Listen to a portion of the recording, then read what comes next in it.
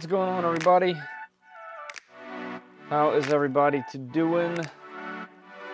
Let's see if everything I got set up works again. We had some issues last time, but let's hope for a better situation. Can you guys hear me, see me okay? Please let me know in the comments, just so I know before we get too carried away. Let's get the camera following. Oh yeah, all right. On my end, I can see the comments, so that's good. Yes, yes, all good. Okay, awesome. What's going on, everybody? My last live stream, I had some chat issues. It looks like I have resolved them with an application, so now I can see your guys' live chat large, so I can read them from a mile away, which is cool. Let's say hi to some of the folks that were in here. Mr. Walkman, early. You're in early a lot. Thank you, sir. Thanks for the support. Glad to have you here. Mike's 3D Shop, what's going on? Shannon, Filter, good day. Prayer to all the hurricane victims. Yes. So actually, Zumi, who hopefully will join us here, should be right there in the middle. Zumi is a moderator in our Discord channel and is usually in all of our comments and live streams. So huge supporter of the channel, obviously. So we wish her safety and good luck. Hopefully she makes it in here. I understand if she doesn't have power, obviously. But it would be really nice to see her name pop up. Just so that we know that she's a-okay. But anyway, we got Da Vinci in here, Tabletop Biker. Tabletop Biker, cool. 3D Medic, Griff Gear, how you doing? Maker Viking, what's going on? How you doing? Nigel, 3D Medic. We got Eric, the official Eric. Michael Rolf, Matthew, Hybrid, what's going on? Yeah. So it's gonna be a really interesting stream. I know Joel just did an unboxing. I didn't know that was gonna happen, which was kind of cool to see it a couple days before I got it. I received the machine today. The story is I met these guys last year at 3D Printopia, the Bel Air event in Maryland, where I had a conversation with them. I reached out a couple times, but my emails just go to spam or something, whatever it might be. I got chatting with them again, and they had some issues with getting this machine over to the event. The event is really local to me, and I got chatting about that. And this machine, it wasn't missing, but there was some issue with shipping. They eventually got a Magneto there by somebody bringing theirs, which was really cool. But they got a hold of this machine after the event, and here we are. I'm lucky enough to receive this thing to check it out. Now, I'm not affiliated with them. They did send me this for free, but there's no affiliate link, nothing. So if you guys want to check this out, the links are going to be in the description to check it out. I really am interested in this because this, to me, pushes the boundaries of 3D printing, or 3D printers rather, in some way, shape, or form with this completely new linear magnet situation that is their motion system. I also did notice at the 3D Printopia event that they're kind of branching out. Let me turn down the volume here. They're branching out to other ways to utilize this technology. Anything from different sliders to just using the different components from the machine itself, where you can just buy the extruder or you can just buy the entire hot end assembly, whatever it might be. They're kind of branching out with this technology, which is really cool to see. Another thing that's really important to me and this channel, if you guys know me at all, is these guys actually support open source. They literally sponsor Orca Slicer and Clipper, which both those names are probably the largest open source software companies, at least at the moment, in 3D printing. So for them to not only utilize them and give back, but also to sponsor them is really important. So to me, it's important to shine a light on companies like this that support the hobby in the way that we like to use it. So that's why I kind of reached out and was really eager to check this thing out, because I think it's just neat. Now, with that said, I know this thing is not going to be for everybody, both monetarily, space-wise, feature-wise. It might not be for you. It is not going to be, I don't want to say it's not going to be as polished, because their goal is to be as polished, but it's not going to have the ecosystem that other companies have. So if you're looking for this really specific way that a brand does it, it's not going to be this. This is going to be your industrial level machine that you can own as at a hobby level, at a hobby grade price. And that is really cool no matter what hobby you're in. So that's why we're checking this thing out. Let me see if I can catch up with what you guys are saying before I do the rest of the spiel here. Let's see. This is also here. That's cool. Yeah, we'll be doing a giveaway for a spool. I'll talk about that in a second. It's there. You mean like in Florida? I misread that. Yeah, 3D Max is also in Florida. So hopefully they're safe and sound with whatever is going on. That's actually a great reminder for me to send them a message. And I'm going to do that right now if you guys don't mind, because it seems like right now, 9 o'clock, they should all be literally in the thick of things right now. So let me go ahead and just send something right on the live stream, just so that we at least send something. Hope all is well. You guys are safe and sound. Okay, there you go. Thank you for the reminder. I truly appreciate that. Hey, Zumi, there you go. Zumi's here. So she is okay, safe and sound. Good to hear from you, Zumi. I was just mentioning Florida and the hurricane and all that stuff. So good to hear from you. Ordering one tonight. I was gonna PM you on Discord about this, but kept it to myself. Oh, really? That's kind of cool. Oh, nice. And our chat call outs work. So that's fantastic. Actually, what are you trying to say, Feder? Nothing, I just enjoy it. Where is their company from? This company or something we were talking about earlier? I'm just trying to catch up with chat, so it might be out of context. Just to kind of answer both. 3D Max is in Florida in the United States. These guys are based out of, I believe, Hong Kong. I could be wrong on that, but I think it's Hong Kong. So they are a China-based company. Companies that support open source are awesome. And then, I mean, lip service.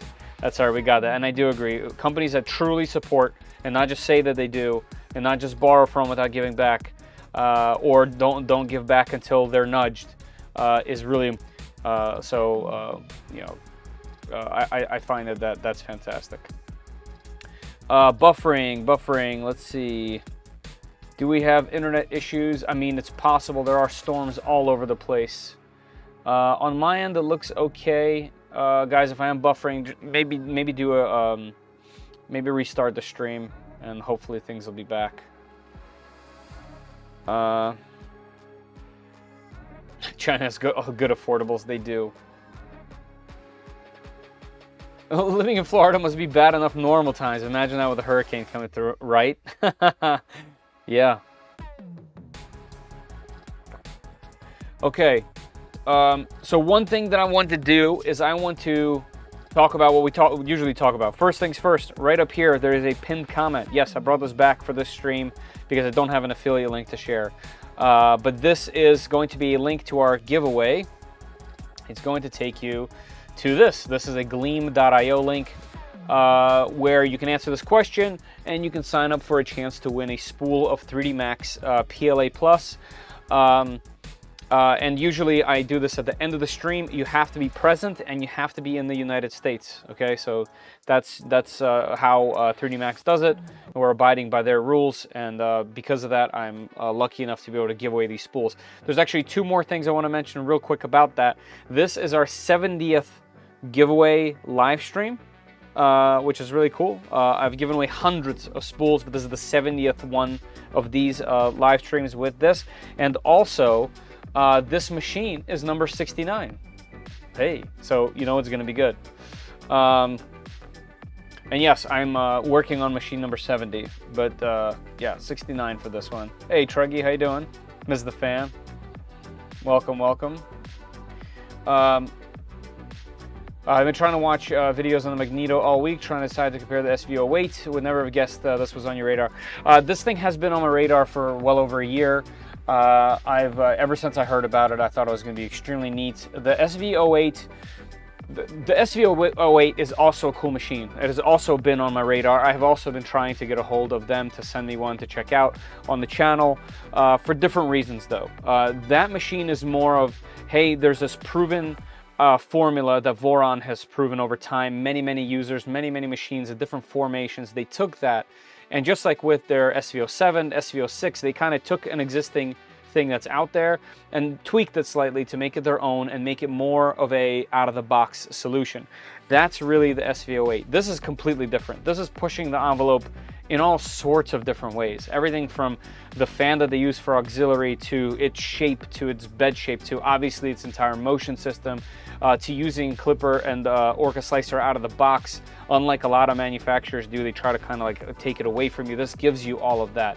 So, and those linear motors and some of the components that are in there, like the 48 volt system in there, this thing is really unique. And I think it deserves some eyes on it. So obviously Joel did that, and once again, I had no idea he was going to do that. So Joel definitely probably opened up the floodgates on people looking at this machine. So I'm happy to provide my little chunk of that I can do, you know.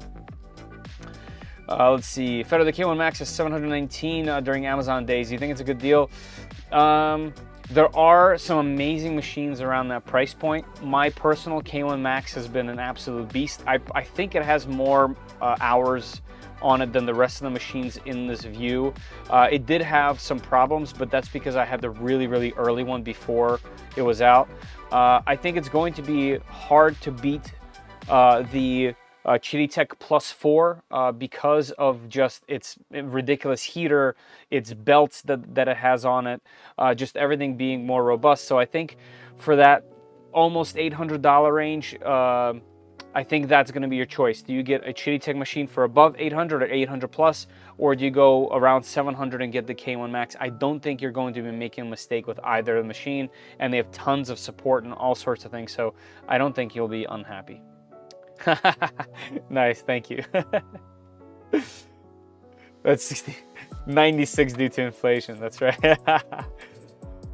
Hey, nice. Hey, Tiger Flyer, how you doing? Welcome. Man, I'm so happy that the chat works. You guys can tell I'm like sticking to the chat because I really missed it on the last stream. I'll be 67. Hey, happy early birthday. If we don't chat, have a happy one. The Chitty, hands down, I am loving the Chitty-Tech machine because I tend to print hotter materials. And so far, everything I've thrown out, I printed with it a bunch today. I did another short that I'll probably launch tomorrow. The Plus 4 has been amazing. I think if the K1 had a heater in it or multicolor sooner, I think it would be an obvious choice because it's a little bit cheaper, has the Creality name and ecosystem, all that fun stuff. Chitty-Tech has been really stepping up their game, so there's always that. Not a bad print on my X Plus 4. Yeah, me neither. All right, so more of comparing it in the way that there are only a few ready out of the box large format printers. I think the SV08 is amazing, and would love to see if the Magneto will prove worth extra dollars. Yeah, I mean they're lost. I'm sure you agree. They're like in. I think they're totally different leagues. To be completely honest. Like this is almost industrial level stuff from like CNC machines. And the SV08, much like, you know, I don't have one in person, keep in mind, but the SV08, much like a lot of their other machines, is designed to be cheap and fast to manufacture. Like that's their goal. It's to take this package that's usually not accessible to most people and to make it really easy to assemble, you know, to ship, all that stuff. So you got to keep that in mind. The components on there are they might be decent components, but they're not necessarily built like for, you know, endless use. They're going to wear out to some degree because, you know, that's how it is. There's plastic pieces, there's things like that. Not saying it's a bad machine, but I'm saying I think this is for a different person even than the SV08, to be honest with you. Did you see my latest model? I made a skull extruder cover for the A1 and A1 Mini. People seem to be going, no, I didn't, but I would love to see it because that sounds amazing. And I would love to throw one right on there because this thing is looking like a science fair all in one, and with a carousel on top. So I would love that. Maker Viking, I don't know if you're in the Discord. I think you are, but if you are, send me a link to that. I have the live stream open on my keyboard screen right over here. So if you do send the link, I'll be able to see it right here, and that would be awesome. All right, so let's keep going. So I went over this link. Let's see how many of you guys already signed up. All right, so there's 11 folks in there, really good chances to win. So if you guys are interested in a spool of PLA Plus or winning a spool of PLA Plus, jump into that link right there, sign up. Towards the end, if you're present and in the United States, I'll give away a spool. Next thing is my own website where I sell a bunch of things like this shirt, things like the mat that I'm using over here, things like that shirt over there, although that's just my logo shirt.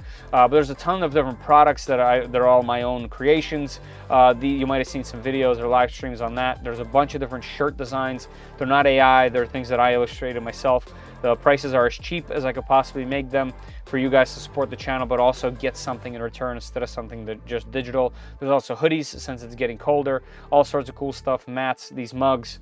For example, we got the hot ends mug with a bunch of different hot ends. A lot of these you might be familiar with. These are all things I illustrated from scratch, and it's an awesome, awesome mug. There's also this one too, which is really fun. So good stuff there. Let's see. All right, the next thing I want to do before I jump into the unboxing is just quickly glance over the marketing. We do this with all other machines. I just want to see what they're selling and what I'm getting. This does say that we get an enclosure for free. I don't know. I saw on Joel's stream they had a separate box. I think this is just one. I'm not sure if it's inside of there or not. I did ask Mark from Peopoly, but I haven't gotten a response, I don't think. Let me just check just to make sure. Yeah, because they're on a completely different time frame. Yeah, no, I didn't get a response yet. So we'll see about that. I don't really know if mine has the enclosure. Obviously, I would love an enclosure. So we'll see where that goes and how all that plays out. How did you get that thing down the stairs? I literally shimmied it across my floor, up the stairs of the garage. I had to kind of tumble it over really gently over a bunch of steps, and then I slid it down my carpeted steps here in the basement. So I got it down here. Now the question is, how am I going to get it up on this table? Will it even fit on this table? I don't know. That we are going to find out together. Hey Joe Russ, how you doing? Hey, nice. I appreciate that. Look at that. Thank you very much, Jason, aka Rhodesman. Thanks for asking my question about where the company was from. I did hear you, but I couldn't type at the time. Oh, okay. Yep, yeah, no problem. Now that I have the chat large, I'll be able to see questions as they come in instead of struggling. So, hey, Jackson RC. Link sent in live chat on Discord. Awesome, perfect, love it. Oh yeah, here let's check this out. Here I'll pull it up. Let's do copy message link. Let's do this browser. Where did my mouse go? Here we go. Okay, let's check it out real quick before we jump in. Nope, that's Discord. Hold everybody. That's what happens when you have a million browsers and a million different screens and windows open. I can't even tell you the current setup. The fact that my MacBook Pro handles this is insane. Yes. That is sick. Yep. That's a easy print, immediate print. Yeah, that's really cool. I know you can reprint the things that spin. I wonder if we can do that same shape, but with the red dot in the center. That would look ridiculous. Yeah, that's spectacular. I'm not signed in here, but I'll definitely check this out. Really cool. Thank you for sharing that. For those interested in this, I'm gonna put it in the chat here,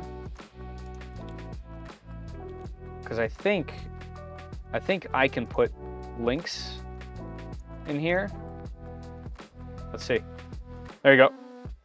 So for those in the chat, could click that and check that out for themselves. Fantastic. That's a beautiful model. Where's Dan to help, right, Gavin? Yeah, unfortunately, I don't have. I'm not in contact with Dan, but I have this guy. This guy's helping me out. Right now he's guarding the box. It's the same. This is the same, right? Yeah. See, he agrees. Pretty cool.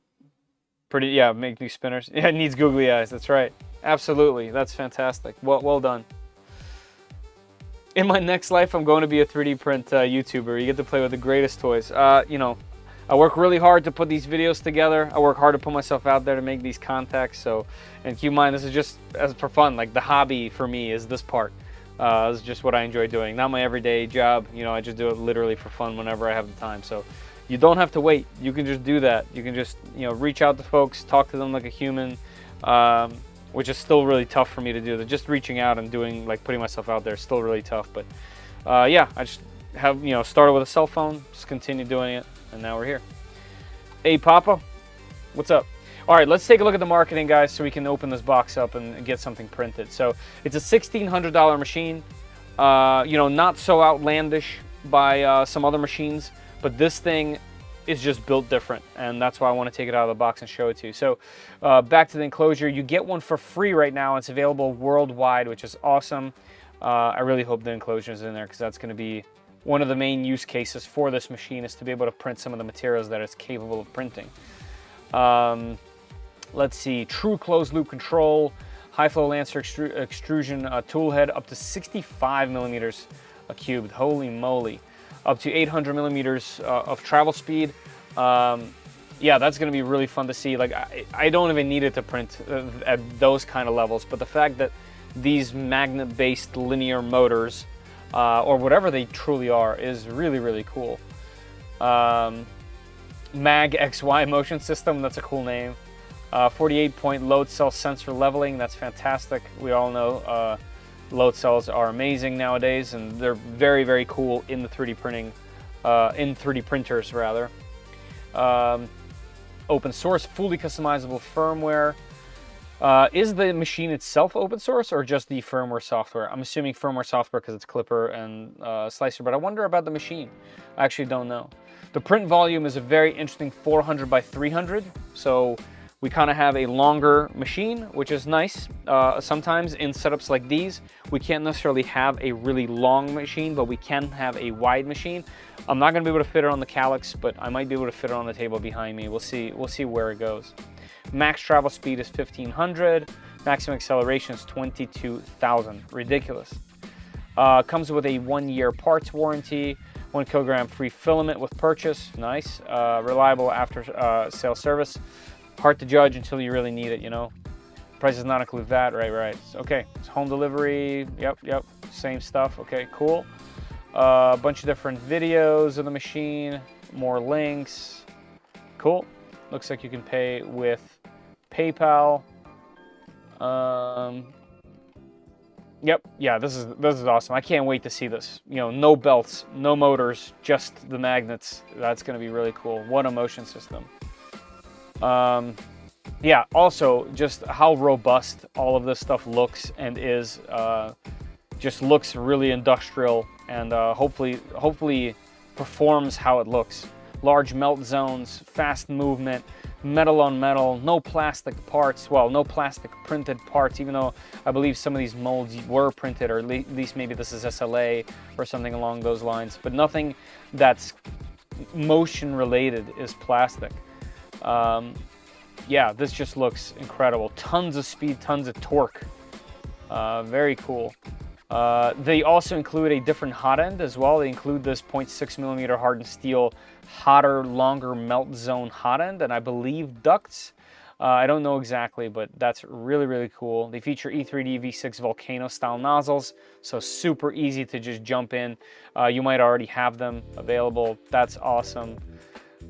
Cooling for unmatched print speeds. Yeah, 40 by 20s going around the nozzle. Fantastic. Crazy build area, almost 2 print beds in one. Independent Z-axis design. Also, this is also important. It has 4 independent Z-axis motors. So it should have quad gantry leveling, but the gantry is the bed. It's not a flying gantry because everything is stationary at the top. So it's also a really unique setup in that sense, where it's not 1 or 3 belted or 2 belted or 2 individual or 3 individual. It's 4 individual. So interesting. I wonder why 4 over 3, but I guess it's because now the lead screws are there. Doesn't have to be a lead screw in the center, which is really cool. Fast heating build plate. I don't know if this is mains. Oh, okay, 1000 watt AC power supply. Okay, cool. It is a really big build plate and it's thick, so I'm sure fast is relative there. Flexible PI build plate, cool. Yep, clipper, fantastic. Can't wait to use it. Orca slicer, both I'm very familiar with, so excited there. Built-in 1080p camera. I actually had no idea that it even had a camera. Enclosure, yep, 60C. Now, why does it say 60C? Is there a heater? I don't think so, right? There's just a really large bed. Place printing 10%. So just saying it'll keep around 60. Okay. Someone call it touchscreen, all right. And this, I don't think I'll have this fan, but this fan is really cool. The fact that it's this big makes it really, really quiet in relation to other fans. Obviously, you're not gonna be, this isn't targeted for PLA, but if the printer does have an enclosure and you need to print something like TPU or even some PETG and PLA, you can use this side fan and not have to, open everything wide to get that airflow. So awesome, awesome, awesome. If they didn't include the Jetstream or the enclosure, I would definitely love to showcase that at some point in a video.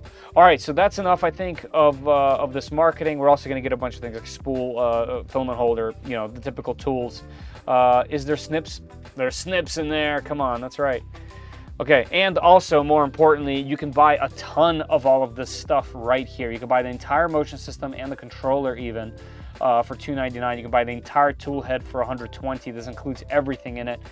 Just the extruder, there's 2 different types of lancers, both very reasonable pricing. Of course, we have nozzle sets, also very inexpensive. The fans, everything that you might need for your machine is here and available, which is really, really good and really, really nice to see. Support, easy to access. This is looking really, really good, really, really promising. I say we just jump right in and get into it because it's going to be interesting getting this thing out of the box. Let me catch up real quick to what you guys are saying and we'll go from there. I have room, just send it over. Nice. Hey, Eric Galloway, how you doing? Carl, thank you for subbing to the channel. Appreciate that. Not stomachs. Googly eyes. Yes, googly eyes are awesome. Hey, Iceman, how you doing? Look at this. Look at this. We're in the presence of Sam Prentice. How you doing, sir? Sam has been with us this entire time, actually. For those who maybe have noticed, he's right here. He's just hanging out the entire time. He is accompanied by our official horse milk logo. This was a gift by 3D&T, the 3D Printopia event. What a fantastic thing. What do you guys think? Should I make a horse milk shirt? Anyone want to buy one of these? Let me know. We'll make it happen. All right, let's do it. I barely have room for 2 printers. I mean, look what I did to this place. You know what I mean? This usually had enough for like a love seat and a place to read a book.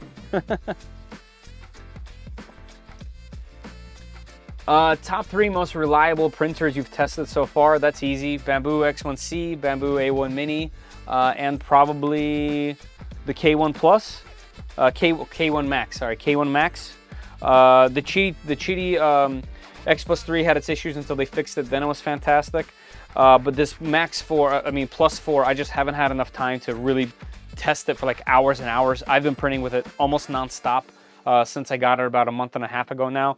So that thing is almost like top tier for me. This is an amazing machine. But just because this thing has so many more hours, I can recommend that. Obviously the Bamboo line, if it's for you, like if you're okay with some of the things that they do, the Bamboo line is fantastic. And I am going to make a video comparing those 3 machines specifically because they're in the same, well, This one's way more expensive than the others, but this because it has an AMS. The other ones are also getting AMSs soon, so I'm going to do a comparison video with those, so some things will be easier. Is that a statue standing behind you? It is a fully 3D printed 1-to-1 scale version of myself. All this was printed with Creality filament on the Creality K1 Max using the Creality 3D scanner that I gave away on my, I guess, 20,000 sub video. I'm so looking forward to my +4. You're gonna love it. The thing is crazy. It's such a good machine. It's a definite standout, you know, within my 3D printers. All right, guys, I'm gonna get my blade. Let's start cutting this thing open. Let's get to this. I apologize because I'm gonna not be at my desk. I'm gonna be all the way over here, and the camera should follow me. So I'm thinking, I originally was gonna open it from the bottom, but I think I'm just gonna go from the top. I did see some instructions, and that's kind of how they instructed users to do it. So that's how we're gonna do it. I'll just end up putting my table as low as it goes and going from there. But yeah, really, really looking forward to seeing the components of this thing, you know? And if you guys have any questions while I'm unboxing this, lay them on me. All right, Peopoly Magneto X 3D printer. Welcome to Star Guide. Look at this. They definitely didn't have to make this big for us blind folks, but that's nice. Okay, we'll check the English later. All right, quick start guide. Nice. Okay. We got some, looks like some, oh, okay, so this is just packaging. All right, I can tell there is no enclosure in here. That's fine. All right, packaging can go on the floor. Wow, okay, well that was easy to unbox. Not much going on. How am I gonna get this thing out of there is the question. Will I be able to pull it out? Not easily. All right, looks like I'm gonna be cutting the box on the sides. So once again, guys, you're gonna see my back, the back of my head. But that's how we're gonna have to do it. We gotta deconstruct this box. And I'm cutting directly into my head. Looks like I came unscathed from that one. But to hop on the hog and ride home from work, nice. Hey, have a safe ride, man. Thank you for popping in here. Appreciate you. All right, let's see. Let's see the reveal for machine number 69. Only appropriate that we do a front reveal.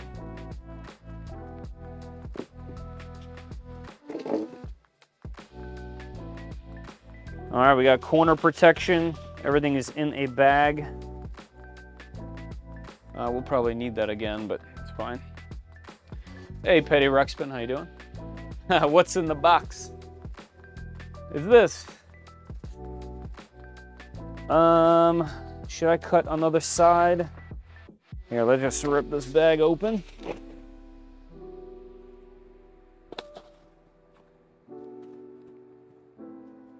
All right, will it just slide out of here? No. There we go. It is definitely an extremely heavy machine. All right, let's get my table as low as she goes. Making sure I don't crush anything down here. Anything valuable? Some things. All right, this will make it a little bit easier. Let's have a little sip of coffee, why not? It's a different view, huh? We got a very nice drenching. That was about it. Well, that's very nice. Zumi, how is it over there in Florida for you right now? I'm glad to see you in here with power. That's a really good sign. And this is how Feder gets a hernia. Listen, I carried this thing down here. I would have already gotten it, or maybe tore something already getting ready for this. Let's see. Let's do it. What's up, Kenneth? Catram, what's going on? Don't throw your back. I 100% will have some kind of issue, but that's okay. It's worth it.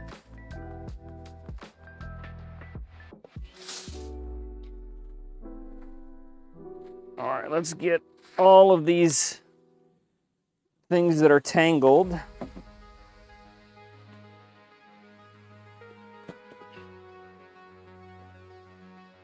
Feels like an absolute solid monster. I'm guessing all of the other boxes with the tools and all that, I'm guessing all that stuff is in there. Underneath of the machine, because I figured it would be like on top of the machine, like typically other machines of this style are. But I can't say without peeking in there. All right, here we go.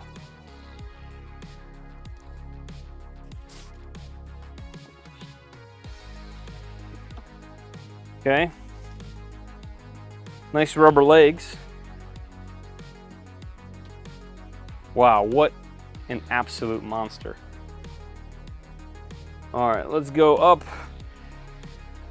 And of course, our Flexi Spot table is just crushing this.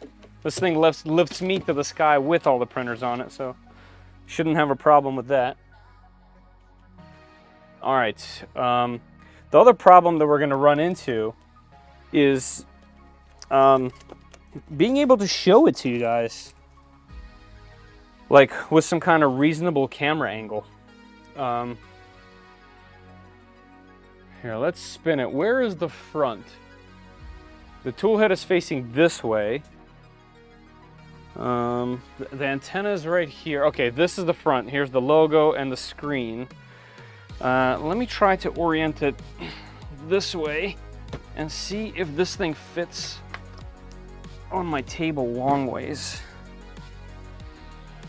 It might. The rubber feet are very effective, I'll tell you that. Camera, come on. Come on, I'm over here. Here we go. It just fits. It fits absolutely snugly. The feet are also adjustable, so you can just spin it. Here, let's try to get this view. Pardon me and the shakes real quick. I just want to get this thing in view. I'm really surprised I can even fit it. Let me get that blue light moved. You know what, let's push this thing back some. There we go. Let's get this blue light out of here so it's not blinding anybody. Do that.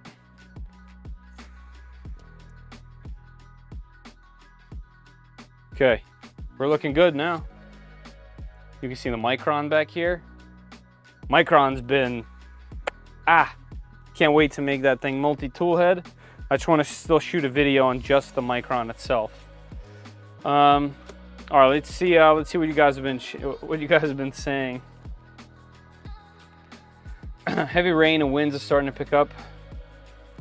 940. I thought it was already going to be there, but I guess you're right there in the thick of it right now, Zoomy. Didn't you notice his voice knocked me by? Time to slip those discs. Yeah, this thing is something else. It's definitely just different. No corners are being cut on this machine. Don't pop a groin muscle. Hey, Blind Gray Wolf, how you doing? Yeah, I know. Hey, F1 Hot Rod. Servo motors and servos are for losers, and belts, right? All my 3D stuff is in a storage unit at the moment. Nice. That's good or bad. I don't know. It depends. It depends on why, I guess. But Hope it's good. I'm close to Disney in Orlando. Okay. Whew. Yeah, he's having fun right now. All right, let's get these things undone. I'm gonna be careful around the bed. Don't want to scratch this thing because of its sheer size. It would be hard to source, although they're available on their website.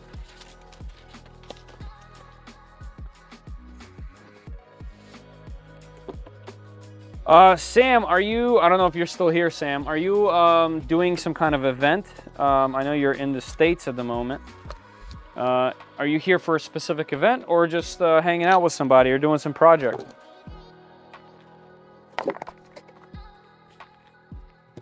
I swear this man is never home.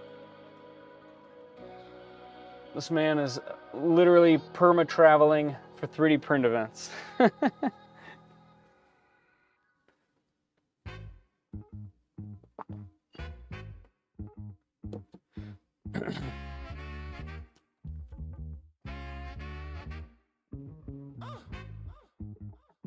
Considering on just dropping all the stuff other than the filament at a lighthouse or whatever you call them. I would definitely make a decal or print a Magneto X-Men character to adorn this printer. Right.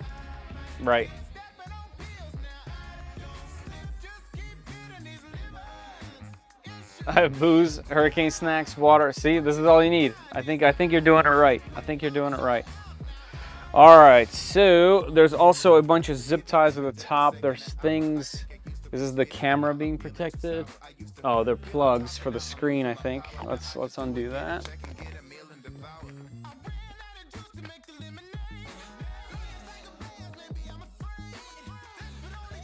Looks like there's some 3M tape just waiting for it to be in use. Well, that's a beautiful 3D printed part right here. This little top piece, that's 3D printed. Hatches are battered. Battened, not battered. I got it. I got that part. Okay, so the boxes are below here.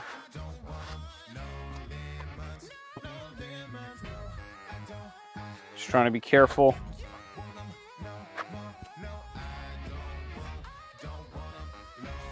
That is such a huge build plate. I've had 400 by 400 machines, but when they're square, for some reason it doesn't have the same effect. We'll have to clean that. The camera is right here on the side, by the way. So if this is the front, it's facing towards the back of the machine. And there is a lens cap on it for shipping. So that's nice. I'll throw that back on there for now. Tool head, everything is zip tied. Let me get these zip ties released. Gotta sneeze.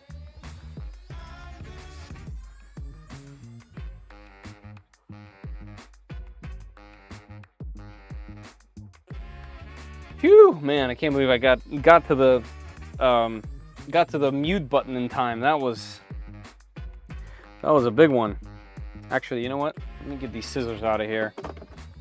We need some snips. Bless you. Thank you. Hey, that guy makes. Thank you, man. And good to see you in here. Hey, Nico. What's up? На здоровье. Спасибо. Nice. The rails are very well lubricated because the bottom is on linear rails. It looks like they are hardened steel. Look at this protector. What is this, plastic? Metal? Just thick plastic? Interesting. It's nice.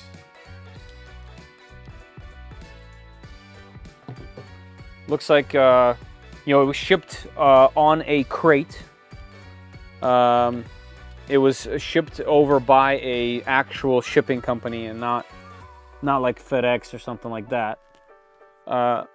Which I'm guessing is better for safekeeping of the machine, because this thing is heavy, and a normal delivery person that just delivers like Amazon and stuff all day isn't going to be very excited to pick up and deliver something like this.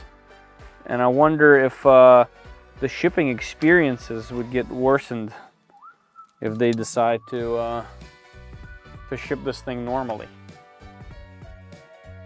So I had to do like a whole full schedule situation and stay home from work to receive this. All right, a few more, don't cut any wires. All right, that's the hot end, I believe.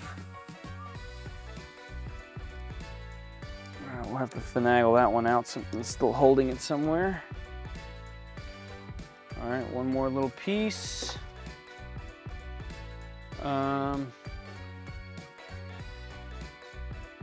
Let's see, what else we got? The PTFE tube.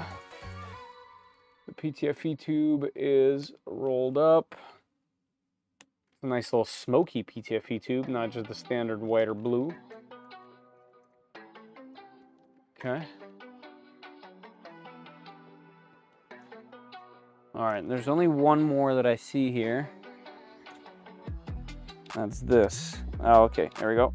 Zip tie cut, release. All right, I'll get you guys a closer look in there in a moment. Ooh, yeah. Are these fans held on by magnets too? Oh, that's wild.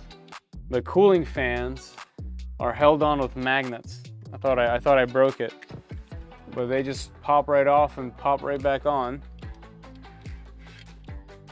Okay, that's cool. Very little resistance when you move it. Even here. What an absolute unit. I'm guessing I have to turn the machine on to get to the bottom here. I don't want to just pull this out and damage anything. Let me check underneath. Is anything getting pulled or messed with? Actually, not that much resistance. Let's see if I can shimmy it out. Looks to be coming out pretty easily. Yeah, there's a box stuck under there. I can feel it. All right, let's see if we can go the other direction. Probably not. So this box looks like it's just the filaments. Let's see what they give us.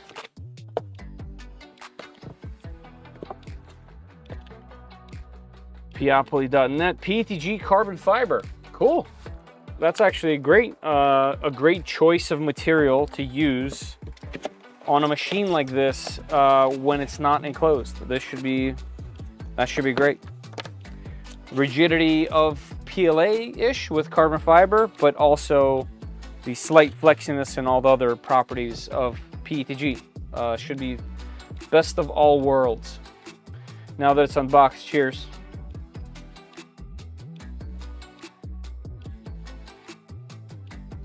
Let me catch up with chat real quick.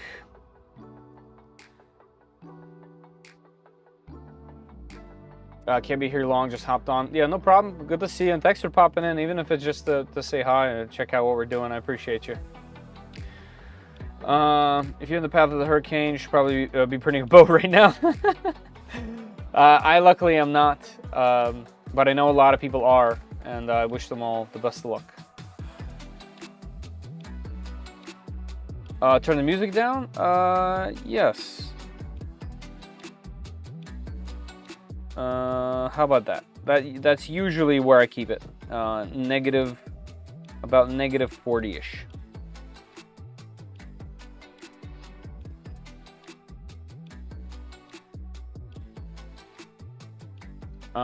So this is a 400 by 400 enclosed, and it's dirt cheap and one-touch printing. No, not quite. It's 400 by 300 by 300, so it's wider than it is tall. It is not dirt cheap. It is $1,600, which is technically cheap for what this thing is. It's all metal, and it uses crazy linear motors and a crazy power system and all this new stuff. They also embrace open source and support open source, not just, they literally sponsor Clipper and Orca Slicer, which is awesome. One-touch printing, I hope so. I think it can. I think people that don't know Klipper very well or how it's going to work with these motors might have some situations where it gets confusing. But technically, it should be one-touch printing. You just kind of have to go through the tools that Klipper gives you to set this thing up, and then you should be good.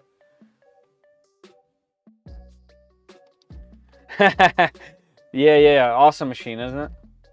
Yeah, I agree. It's very exciting to be able to showcase this thing. Yeah, this thing is. I still have mini fridges that are smaller than this thing.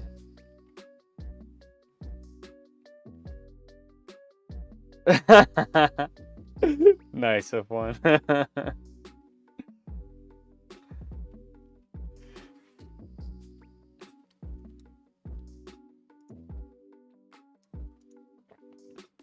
I'm scared of FedEx delivering my +4. You know, on the Facebook groups and stuff, I have seen some that have come damaged, but you know, keep in mind, Chitty Tech really takes care of everybody so far, at least in my experience. So, Pickle, I don't think it will, but you know, it is also a very heavy machine. Not quite as heavy as this, but it's a solid 70-pounder. So,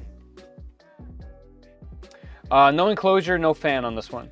Hopefully, I can get it at some point, but I do not have them here. Can you remove the price from the screen? No. It has to be there so that you know what you're getting into. Nice. Cheers. I wonder if the electromagnetic kinematic system would work better at high temperature versus steppers and belts. That's one of the ideas. Although, you know, magnets have their own thing that they like to do when they're hot. But so far, the idea of this is there's no maintenance revolving around belts or belt tension or anything that revolves around the motion system, because it's just using linear rails and magnets. So it should be smoother by quite a bit on the X and Y with this machine. And you know, not only smoother, but last longer. It's definitely significantly more robust.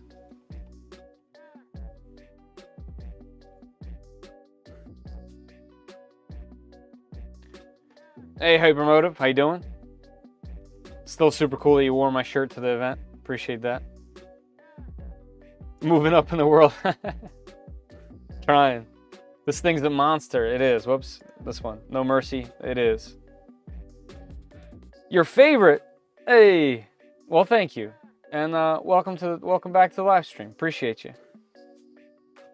Chitty support has been great. Yeah, it's been phenomenal for sure. 1600 is realistic, normal price for what it is. Right. Yeah, massive machine, free enclosure, all this technology in here. Yeah, I agree. I totally agree. Yep. And the fact that you have to build it yourself also, you know, in that price, Nico. You know what I mean? Hey, B Cuddy. Welcome. I appreciate that as well. Thank you very much. Does this printer have any cool features? Caleb, I think the entire printer is a cool feature. It uses freaking magnets, dude. Freaking magnets. No, they don't even know how it works. Is the Cobra 3 interesting to you? Yes. I tried to contact them when they first announced the machine. I didn't hear anything back. I contacted them when the machines came out. Wanted to feature that on my channel. Never heard back. But yeah, I'm still interested in it. I know other people are because it's just another option. But I hear a kind of a mixed bag from folks that I trust. So kind of been interesting. That would be amazing, but something tells me no. I would love to work with Prusa in any way. Hey, Wilmar. All right, let's keep going on this unboxing situation. I think I'm going to have to lift it, although it does have quad leveling. So, you know what? We're just gonna crank these 4 cranks each in the same direction, and it will fix itself at another part, at another time. Just want to get this box. Let's get this up. 1, 2, 1, 2, 1, 2. And this thing is using real ball joints for this as well. I'll show you guys in a minute when I get this box out of here. There we go. All right, let's see what we got in these two boxes.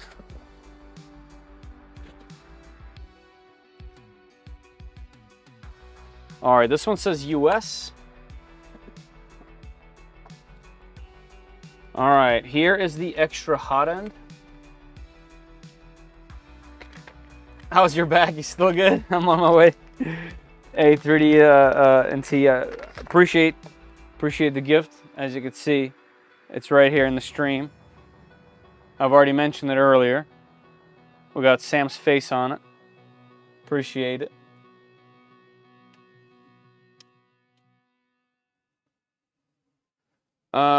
Yeah, so here is the larger 0.6 millimeter nozzle. Beautiful nozzle on there. Let's see if we can slip this little cover off and see what we got under there. Oh yeah, that's a big boy right there. So that has two heating elements. One longer one, one shorter one, and that is quite the melt zone. Wow. Yeah, so the one that's on there is a little bit shorter than this one. And has a 0.4 millimeter nozzle. So the fact that they give you this as a high flow option is very nice, to say the least. All right, let's put that away for now. If we do some serious abrasives or maybe glass fiber on this machine with an enclosure, this would definitely go on for sure. What do we have here? Some kind of USB device. I'm guessing this is maybe for some sort of updates. Has a 4-pin connector. Not sure. Maybe just for controlling various things. We have a bracket to hold filament, a filament PTFE guide, hardware for it, and a spool holder with a bearing. Oh, that's cool. Okay, so this is like the Ender style. Will it go this way or this way? Probably this way. Where you just kind of slide that on there. Like that. Slip this over it and clamp. And yeah, we got a bearing, large bearing too. Spool holder, very nice. We have glue stick. I actually really like this glue. I have a few of them right over there on my tool bin. Good stuff. We have an antenna. Let's take that out. I actually know where it goes, so I'll just throw that on there real quick. Oh, I thought it was on that side. It's on this side. So apparently this antenna takes the Wi-Fi out of the metal enclosure, which was a problem at some point on the older model. And looks like this is the retail version. We also have a power cable, which, where is power? Because that's going to be important. Okay, it's on this side, great. I have a cable already sitting there, so we'll just keep this in here for now. And great grandmother's sweet spatula, in case I have some fixing to do around the house. In case I lean this up against the wall, it puts a hole in the wall, and then I gotta spackle something, because I gotta say, there has been absolutely 0 times I have ever used one of these super sharp things on one of these beds. But hey, I love that they include tools because they're very useful. All right, let's throw that back in. Let's check out the tools that they do give us. I see a 7mm wrench. I see a screwdriver. We got great ball end Allen keys, color coded. I think we'll be using those. Yeah, I'll take these and use them. Very nice. Cool, I like that.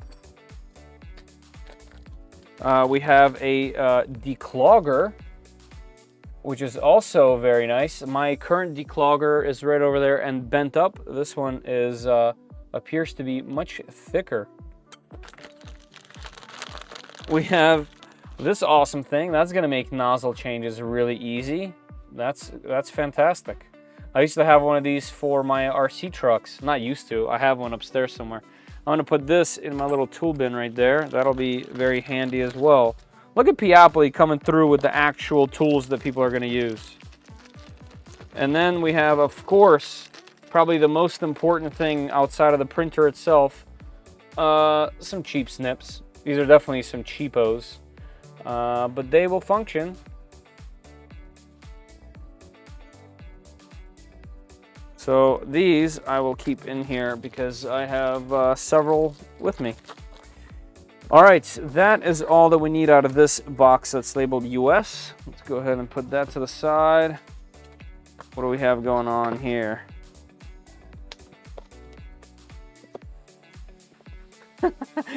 Listening to this with my headphones is 3D printing ASMR. Nice. I'm glad I could do that for you, man. Hey Luke, Digital Dragon, how you doing? Great to see you at 3D Printopia. Shame we didn't get to talk much longer. I guess we kind of like missed each other's paths outside of that one time saying hi. But thank you for popping in here, man. I appreciate you. All right, let's see.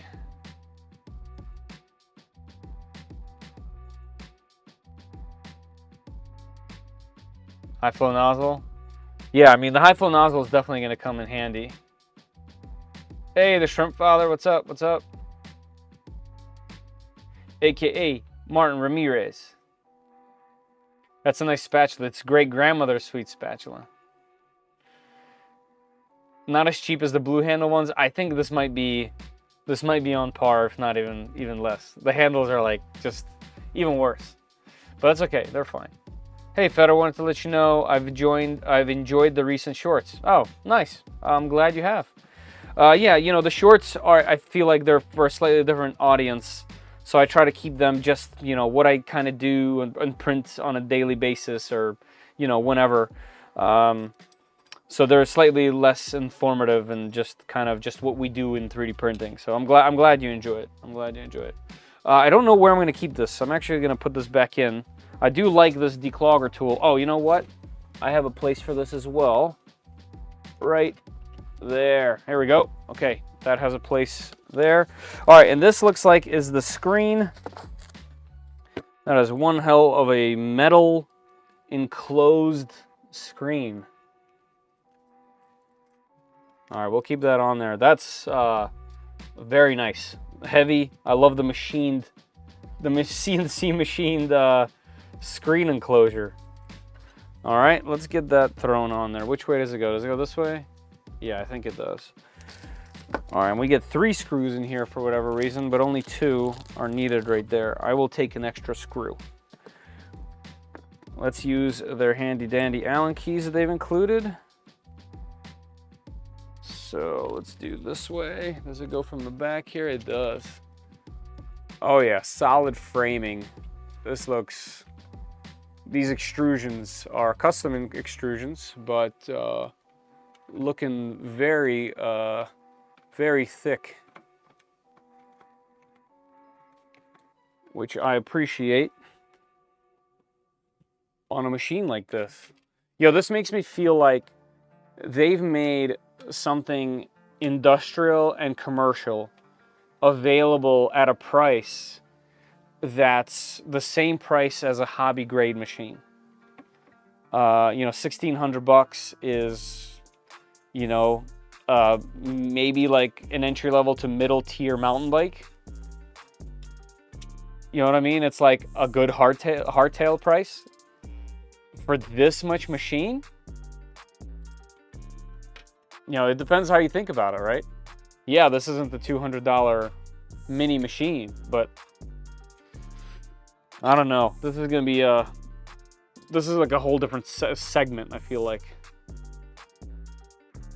All right, so this is an interesting thing to wire manage. Is there a picture for this?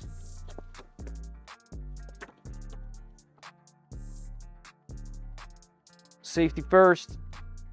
Okay, stable, level, vibration-free surface. Okay, yep. Power supply, yep. Wiki, cool. All right, let me see if there's a photo of how it goes. I can just check these out. Oh, so these wires have to come out this way. Oh, okay, so they're put inward for shipping. Also, I know I already said this, but these Allen keys are great. I'm definitely going to replace my current set with these and add the T-handle mod to them. Oh, this way I get to show you guys the 3D printed part a little bit closer. Let's see. Look at that bottom. What is that printed on? I don't recognize that pattern. But I wonder if this is, I'm guessing it's ABS because of enclosure, but it's definitely carbon filled, whatever it is. Hard to tell if it's nylon or PC. All right, so these, just whack myself in the face. These have to come out forward like that, it looks like.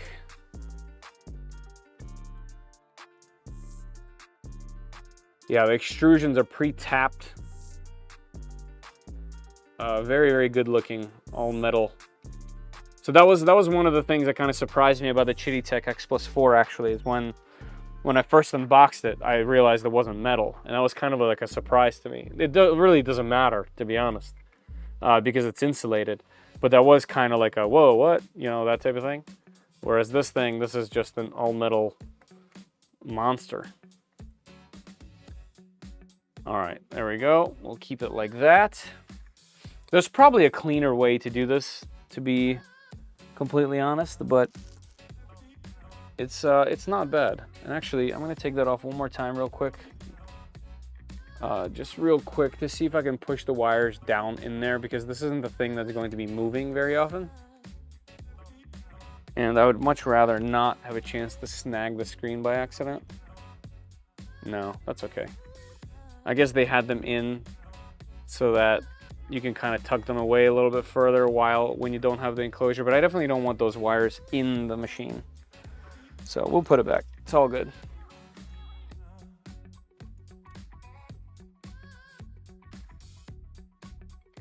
All right.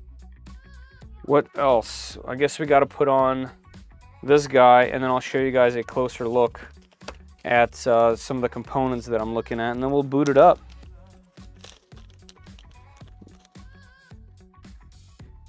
All right, this looks like I need 2 for there, 2 for there. So they are giving you some extra hardware. That's nice. Thank you. Appreciate it. Let's figure out where this goes. I would originally, you know, on any other machine, I would be rotating this thing left and right, showing you guys where I'm attaching everything, but with this behemoth, I can't. I'm assuming this goes back here somewhere. This goes where? I should probably look up another photo. Where does the filament go? It looks like on opposite side in the back. Here somewhere. Ah, okay, I see. It goes like that. Can I put it forward? That would make it easier for me. Let's see if we can get away with that. All right, hardware in. Okay, they are spaced differently. All right, so you cannot put that forward because the spacing is different for these two things that we're attaching here. So that's smart on their part. That means people aren't going to be mixing that up in any way. I do think I'm still going to move this thing forward like they have it in the photo. I feel like I have it backwards. But that's easy enough. Unscrew. Like that. All right, it spins on the bearing. That's kind of funny. Pull out, put that back in. And slip this where it goes. There we go. And can we lock this in place? There we go. Once again, love that there's bearings. All right, and this PTFE adapter goes this direction.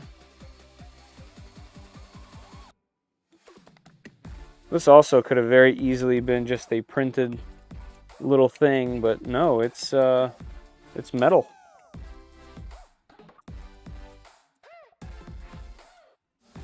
Like I said, very little to no shortcuts on this thing.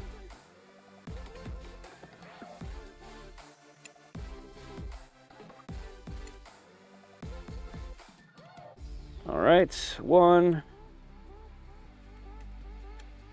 And tighten 2, don't want anything vibrating. All right, so let's see where this goes. So this goes to the top of the tool head here. Let's remove the little clip. Just like that. Put the PTFE tube in there, pull it up, clip back in, push down, fantastic. On this side, this is really long. And we'll put that in here. Okay. Easy peasy. I wonder why they made this portion so long. But I guess because it has to move here. Wow, that motion is crazy smooth. Obviously, it should be, right? Ooh, wow. That's spectacular. All right, that's fun. What's next? What's next on our to-do list? Let's see what you guys have been saying.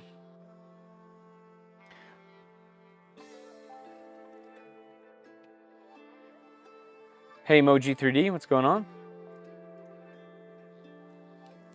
Yes, I did. I took your coin. I talked to your wife for a little bit. She explained everything about your machines. She was like dialed in. Like we walked up, you know, she obviously doesn't know that we know each other. We told her towards the end, but yeah, we just came up to your table. She explained everything about your machines. Super enthusiastic. We got your tokens, hers too. I got the whole collection for my daughter. So yeah, that was really cool, and your machines were great too. So yeah, we just chatted and then kind of just went along, and I guess at that point we started missing each other. We were on opposite sides of the whole thing. So it almost got beat up in one of the shorts. You're talking about the comments? There are some comments here and there in the shorts, but you know, like I said, different people view the shorts. ISO Prime has the Q1 for $399. Oh, Q1 Pro? Oh, yeah. So it was like 400 something normally, 480. That's a really, really good machine. I have it at the office right now. It's like our full-time machine. It's printing literally right now. It's pretty much always printing. The Q1 Pro is really good. Oh, we like the thick. That's right. It feels like it even watching it. Yeah, it's crazy. So many extra screws in the positron kit. I feel like I missed major components. You gotta love it. You know, so far all my Voron kits, all 3 of them, have come with so much more hardware than it needs, which is fantastic. I love having more hardware. But yeah, they do include a lot. Honestly, I like that. I hope more people do that.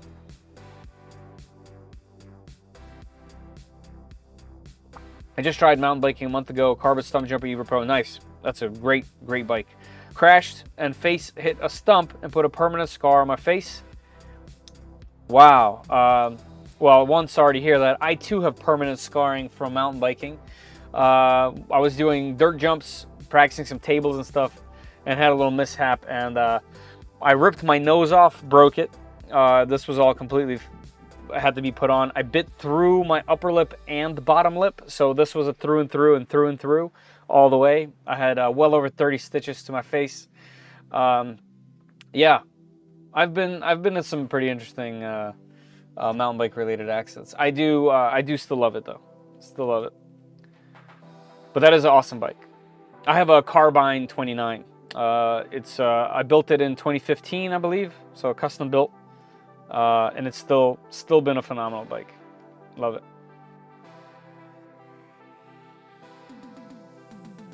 Wow, it was 370. What a great machine for 370. That's crazy. Hey, Night Train, how you doing? The surge is coming in. Are you in Florida? Yeah, me too. Me too as well. Nice, yeah, Zoomy, keep us updated.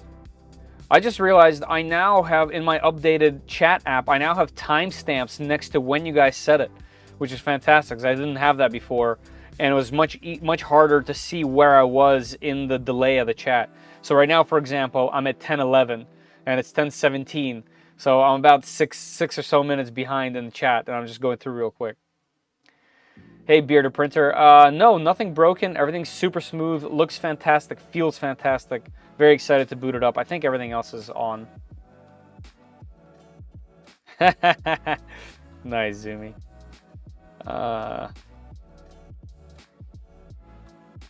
It's a big honking machine. That's right. Smooth as a baby's bottom. It's true. Magnets. Yeah, man, magnets.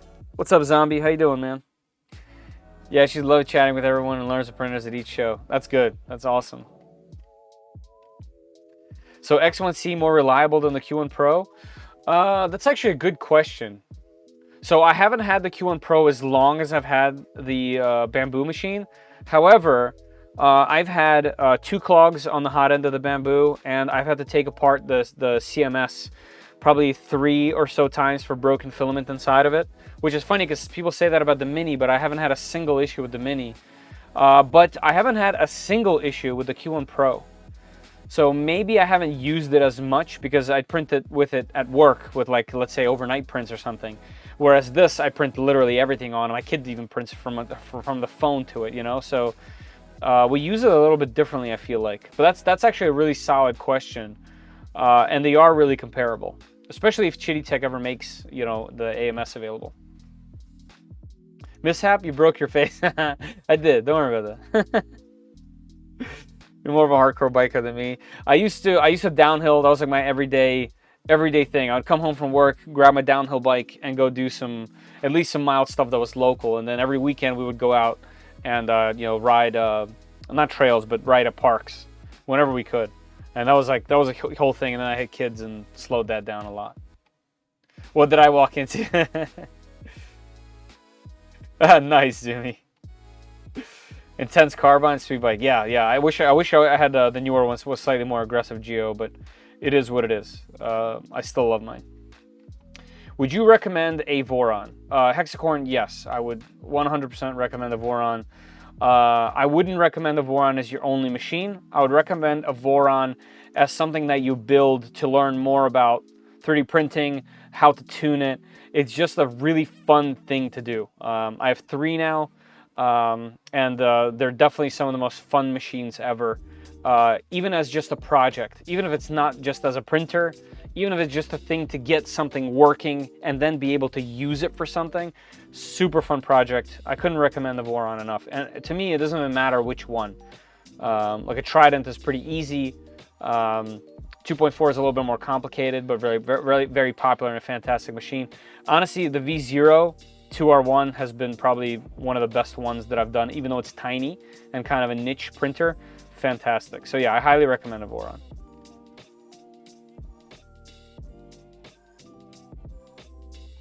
Yeah, my city on. Hey, Amanda.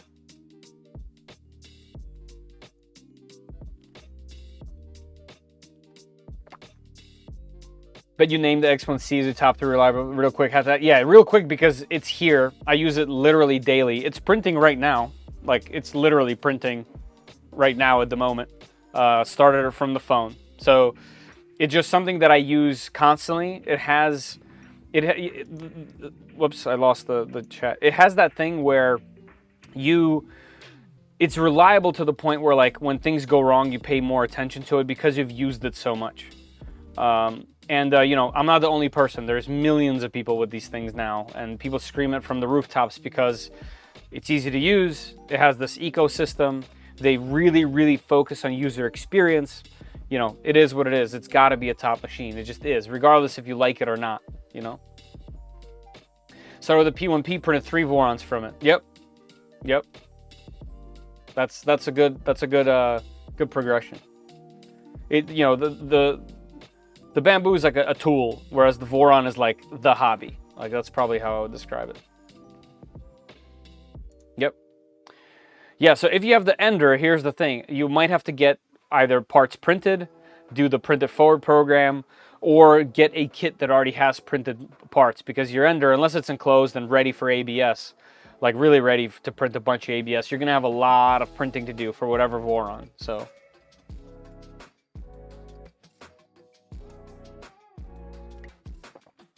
All right, I think it's time. I think it's time to boot. I don't think there's anything else. This thing desperately needs quad gantry leveling.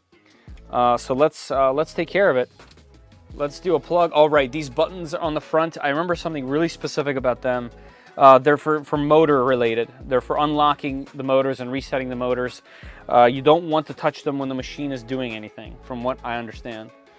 Let's get a power cable in here, which I should have right here. Luckily, this thing is right on the side. And the power button was already on, so we should be booting. I hear some fans running. Let's do the peel. Oh yeah, beautiful. That is a great looking screen. That text, the Linux system booting, Orange Pie, nice. It seems to be very, very high resolution in comparison to a bunch of other screens that I have here. The Bamboo, the Cheetah Tech, and this probably have the best screens. Actually, no, that's not true. The K1s and K1C also have a decent screen. All right, and Clipper is already up and running. I love that it's an unneutered Clipper. You guys already know if you've been on the channel that I love it. By the way, while we're booting this thing and talking about it, if you guys are going to stick around till the end and you're in the United States, there's a link right here that's pinned at the top of the chat. That will take you to a gleam.io link. If you fill it out, you have a chance to win a spool of PLA Plus by 3D Max. US only, must be present. I usually do this at the end of these streams. I don't know when we'll end this, but right now there's a countdown to 95. Let's see how many of you guys are in it. There's only 29 entries, so your chances to win are actually pretty darn good. So just consider hopping in there, answering the question, and yeah, you get yourself a spool of filament. Also check out 3dprintsos.com.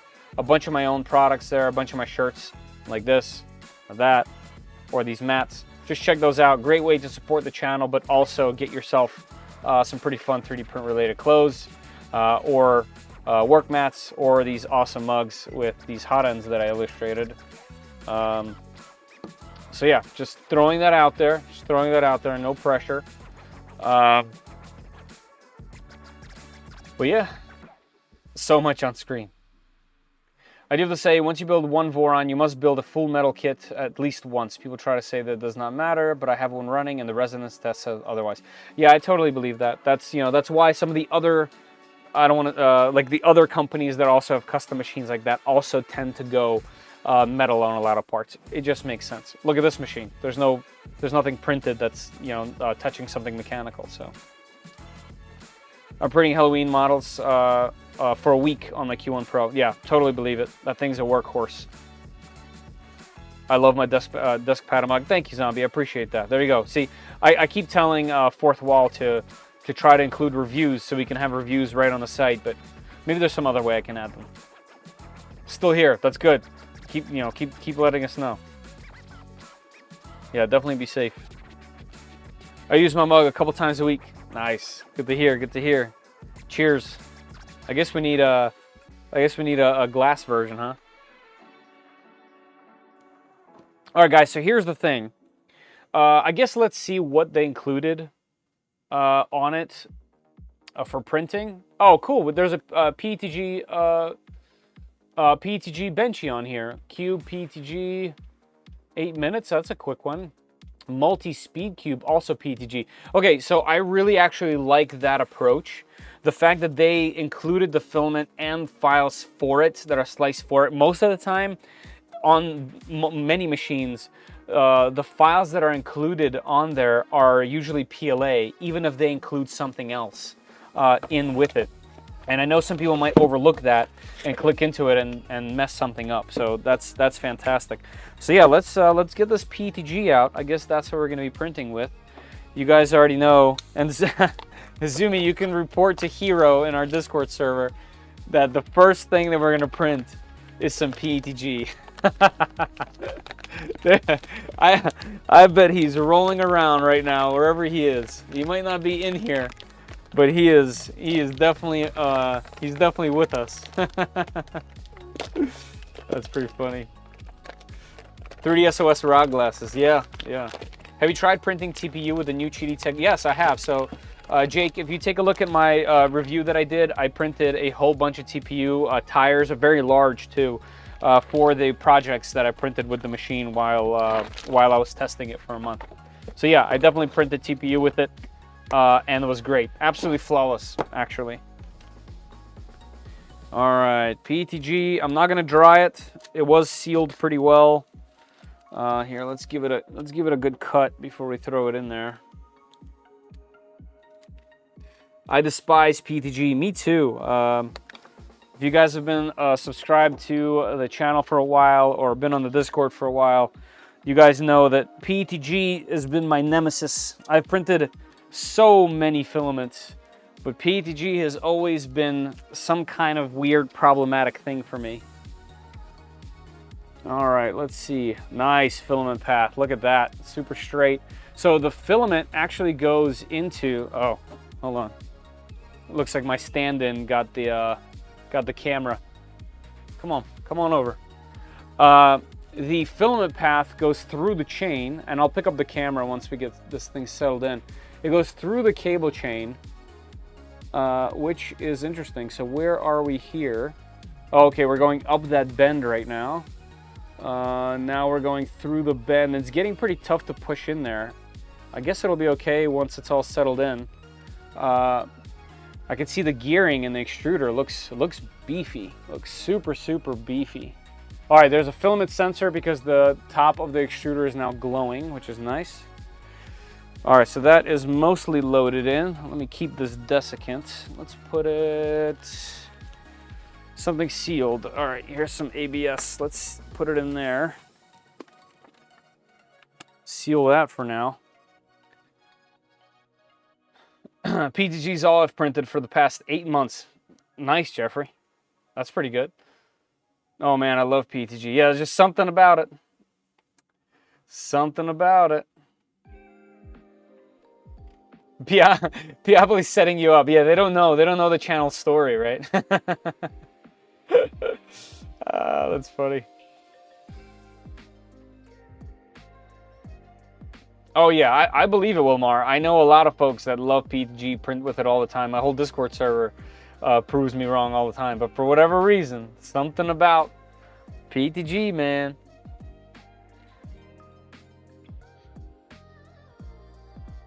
I remember several years back, someone told me to print with PETG. Wonder who. I mean, it couldn't have been me. I've despised and avoided it since the beginning. But ABS though, I love ABS, ASA as well. All right, filament is in there, but not all the way extruded. We know that this exists. All right, let's go through the calibrations, right? So let's go to, I guess it's under homing.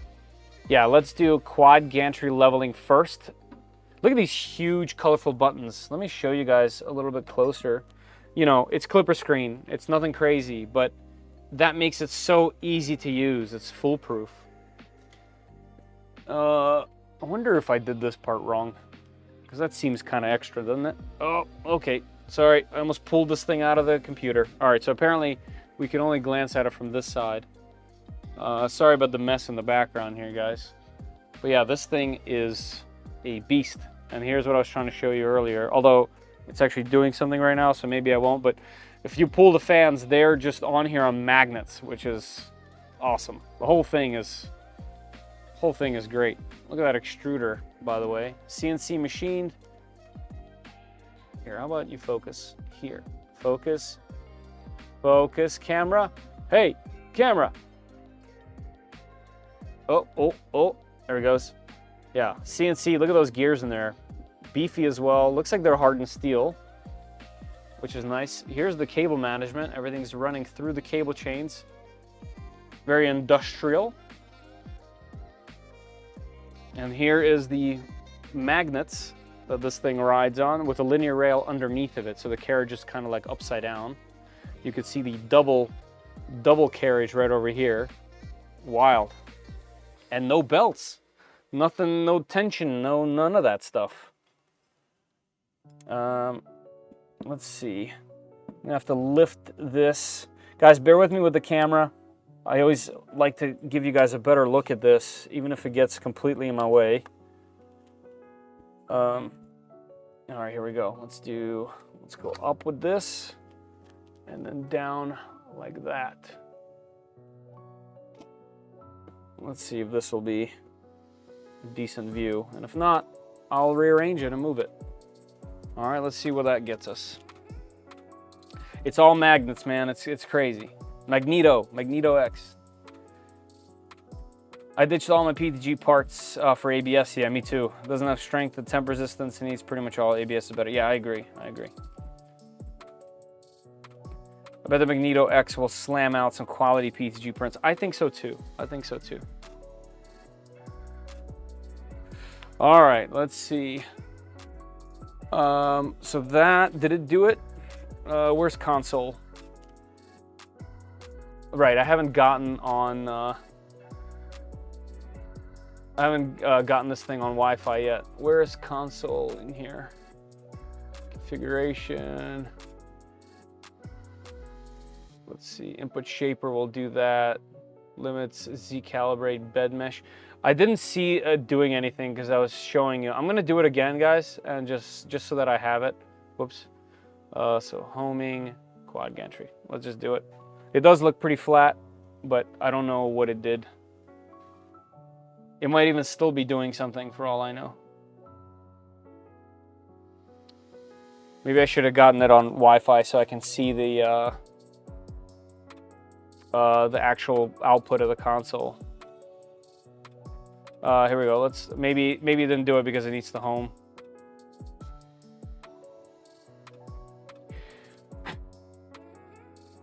Okay, looks like I need to see the console in case something's going on. Will it let me get to the Wi-Fi? Yes. All right, let me put the camera away for just a second.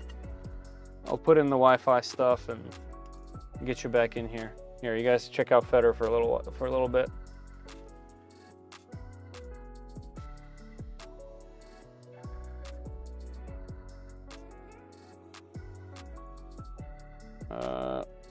Is there any more? Where is my Wi-Fi's? There he goes. That's better, but still no. Where's my Wi-Fi? We're still on here, right? We're streaming, everything's good. Yeah, no drop frames. Where's my Wi-Fi at? I can see my neighbor's Wi-Fi, but where's my Wi-Fi?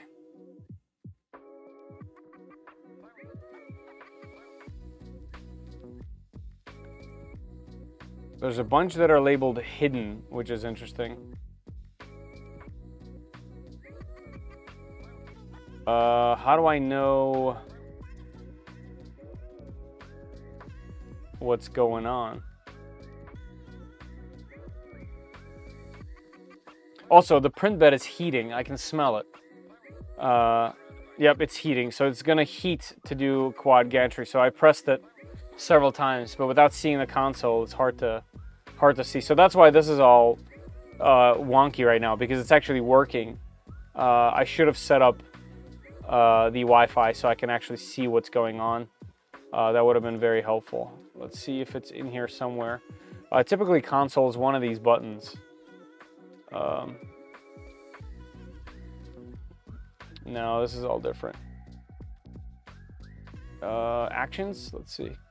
Console, here we go. Here's what I want. Does it tell me anything? No. Beautiful screen though. Easy to touch, easy to press. Yeah, it's definitely running, but I can't see anything there. All right, I'll wait, let it do its thing. There we go. Complete heating and start executing quad gantry level. All right, so I just wasn't patient enough. Let me turn you guys back.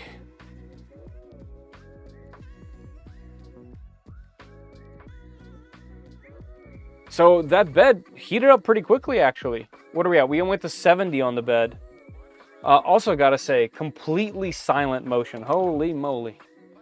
What happened there? Oh yeah, it caught that filament, huh? That wasn't very fun. I knew that was kind of wild the way this thing was. Can I pull this out some?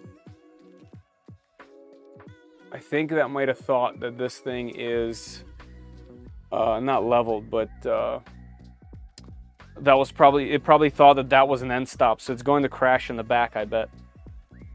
Because it probably thought that that print head was all the way, but that was just the cable snagging at the top. That was totally my fault so far.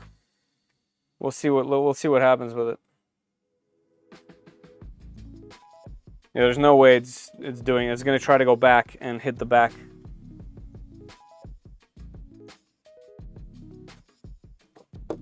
It's all good. All right, let's see.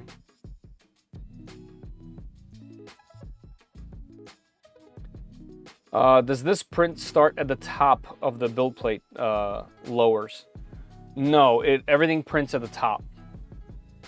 The gantry itself doesn't move, so there's just motion left and right at the top, and then the bed moves up and down. Spoilers, Wi-Fi passwords 1, 1, 2, 3, 4. The same as my luggage. Nice. It's heating. Yeah, Johnny, I didn't see, but you know, I was so used to having the console open so I could like see what's happening, you know. But yeah, I'm sure it's going to hit that because it got caught on that PTFE tube. That's how Voron Trident works. Yeah, of course. Right. Yep. Do you have to edit a file to connect? No. Usually you find in any Clipper screen, you find the Wi-Fi, you click on it, you put in your password, it's connected.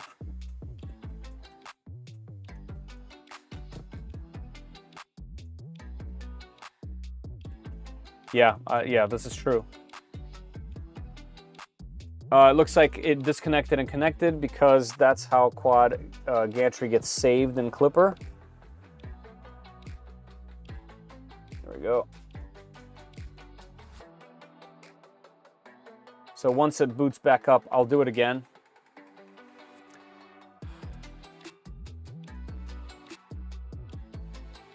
And if it doesn't auto do it, I'll just click restart. Yo, this is atypical, not what's supposed to happen. Definitely my fault because that cable, the PTFE tube got caught. So that's definitely entirely on me. All right, let's do a restart, continue. We'll reboot and I'll do it again.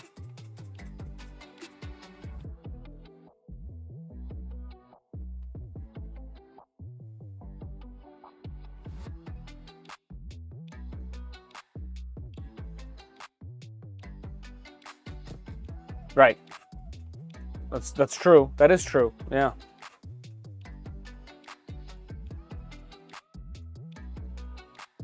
I like how fast it actually boots in terms of getting into Clipper screen. Typically, you know, companies like hide that with their own logo, like that type of thing, so you don't see the actual boot up. But this is rather fast for this. Clipper encountered an error. Sometimes this happens when you either don't boot correctly or there was an actual error, which could have happened because I literally stopped the motors from moving. Here, let's do a firmware restart. Sometimes this is how like it boots.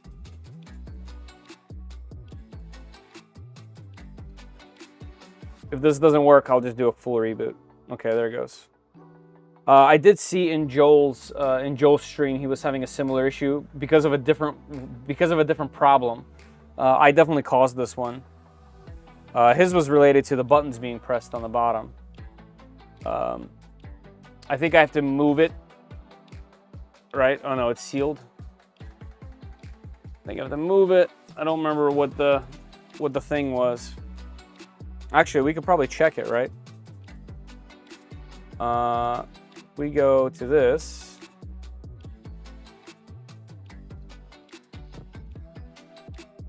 During boot up, the motor disable button was pressed while the motor cover was removed, which caused some issues under streaming. Things can happen. Yep, avoid touching the motor buttons. Okay. First leveling bed mesh was optimal because QGL didn't complete. Yes, so that's what happened to mine.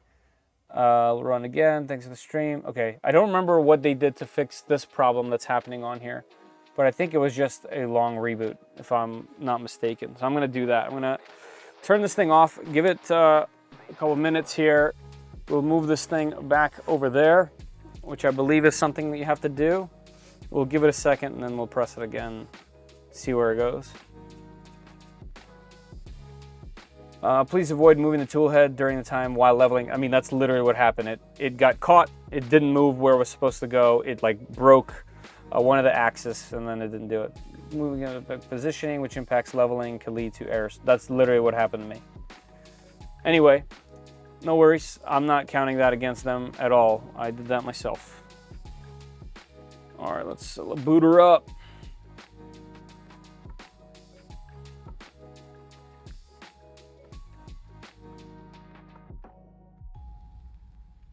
There's definitely some clicking happening over there, so it must still be doing that thing.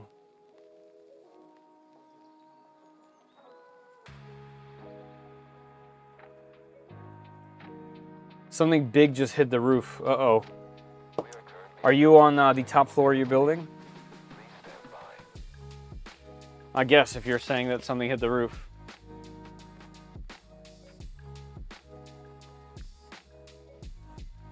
Okay, so that was the solution, by the way. If you're running into that issue because of something blocking the movement, you have to move the tool head and then do a full reboot.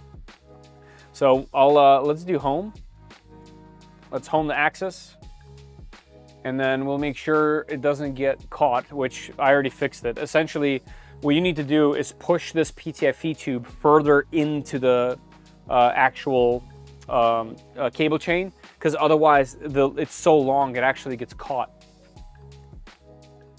So that was my B. All right, and then we will do quad gantry. And what I'll do is I'll go back home so I can actually see some of the stats here. And the bed is still at 61 degrees, by the way. After all this time rebooting, that thing must be thick. Oh yeah, it is thick. That is cool. And it is a full heat mat, by the way, under there. One of those red mats all the way. Let me try to show you while it's doing what it's doing. Spinaroo! How can I show you guys without you vomiting? Might not be able to. Here we go. Upside down. So the whole thing is a mat, which is pretty darn cool. There's definitely no dead space for the heater there. The whole thing is heated.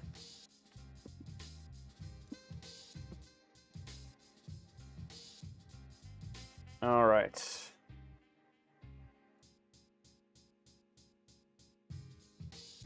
Let's do this and that. All right, so we're still heating. We're at 68 degrees out of 70. Fantastic. I feel like Dorothy in Wizard of Oz.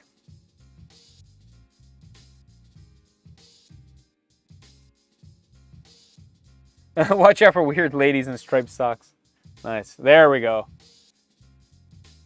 Homing in that corner, homing in this corner. One floor apartment. Oh, okay. That rancher style.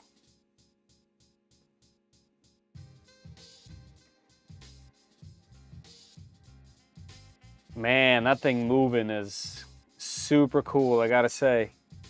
All you really hear is just the bearings like spinning in there. Hey, Pezliz, how you doing? Good to see you in here.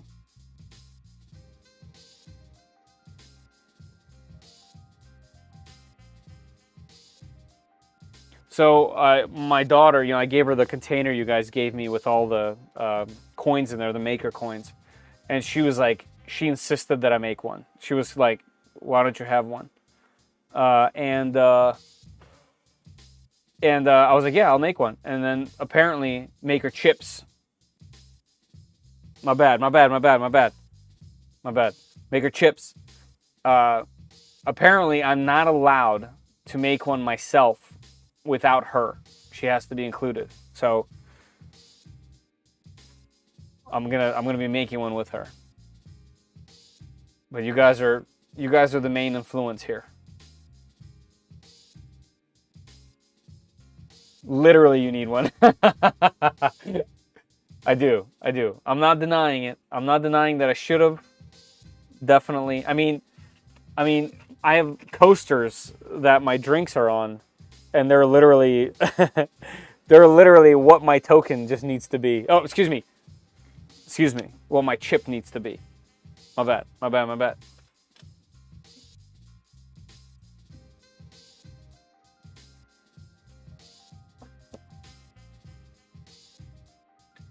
KG Kev can get them done faster. That's true. And he's an absolute master from what I can tell.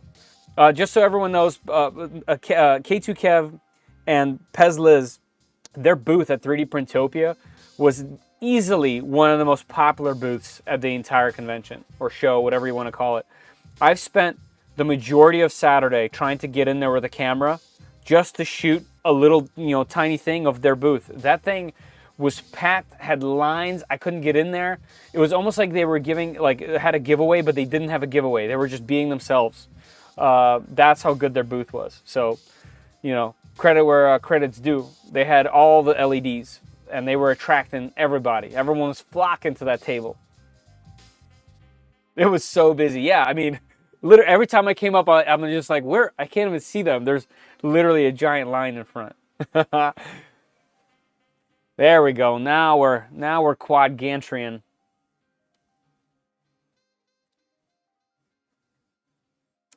I can't tell you why this brings me so much joy, but this screen brings me joy.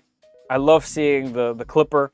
I love seeing that they didn't try to reinvent the wheel and make the same mistakes that everyone else makes.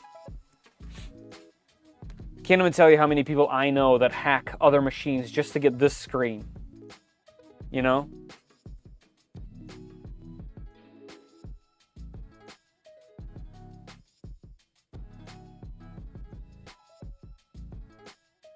They're actually crisps. Nice.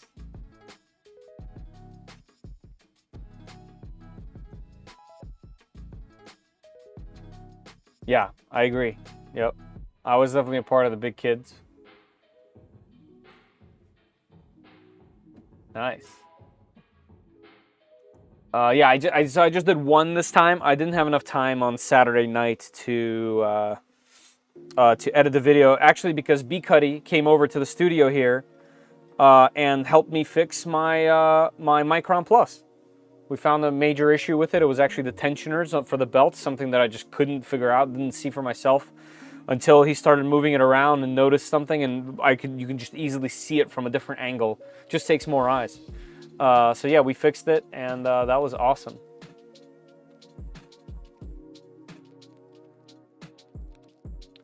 Can we turn noise suppression? So right now I have the bamboo printing, and I can't hear this at all over the bamboo. So if I turn it off, I'm afraid you're not going to hear anything because that thing is making all the noise right now, even with the panels closed. Yeah, this is near silent. Completely near silent. Hey, hey Kev, we were just talking about you. The Micron changer's finally coming. It is, yeah. So what I want to do is I want to just print a little bit more with the way that it is right now.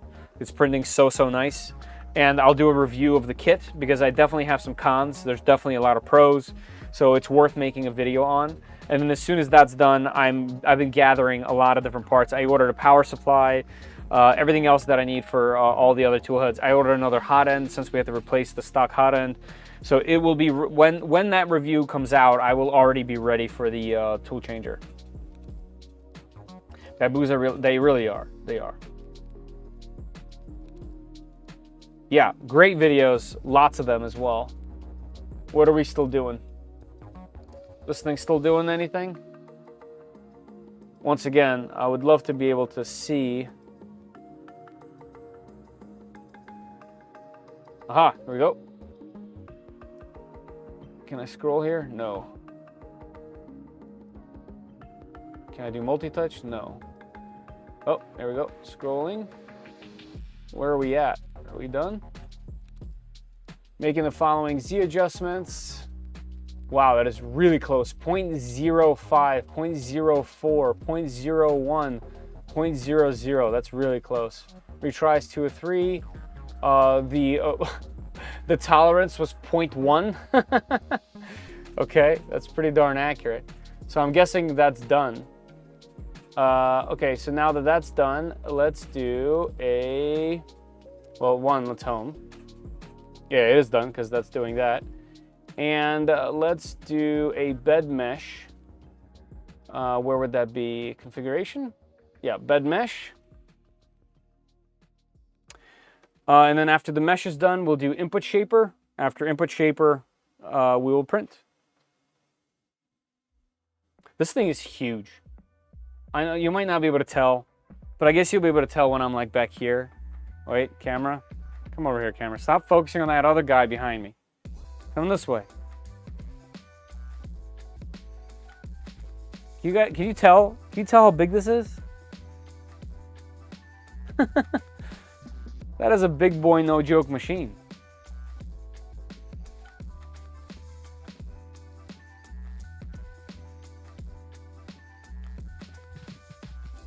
That's a nice big screen. It is. Reminds me of the Big Tree Tech BQ screen. You guys remember that thing? There we go. Let's do bed mesh. Calibrate. Complete heating and start executing bed mesh calibrate. Okay. Looks like it's currently leveling. Oh, there it goes. It just went right in it. I actually love seeing it. So let's go to here, I believe, right? No. It was back, actions, console. Yeah, I love seeing the actual output of the console. One of my favorite things in Clipper, just being able to see. So, wow, the deviation is crazy accurate on this thing. So the difference there was 0.01. 0.01 millimeters.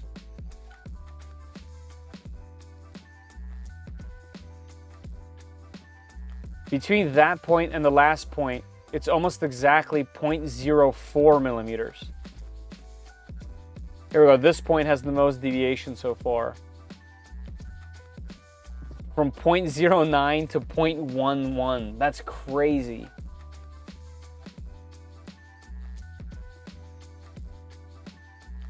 Yeah, that is very accurate probing. I can't wait to see the mesh on this. Actually, I don't know if I'll be able to see it here. It would be cool to see it here. I wish I could stay, but I gotta get some sleep. Hey, Tony, thank you for being here. Appreciate you. Have a good night. Flying Gantry is so much fun to watch, and the quality is probably fantastic. It is.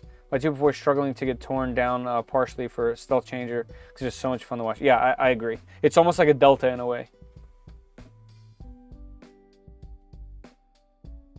I sleep in the same small room with my Bamboo P1S. I mean, you know, people have noise machines for going to sleep.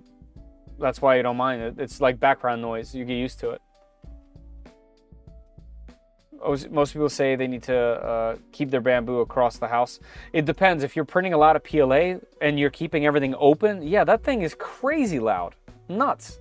A lot of banging and clanking. And yeah, if you keep it all enclosed, like I'm printing PLA in there and I just keep it closed, it's not as bad as some other machines. But it's definitely loud. It's definitely one of the loudest.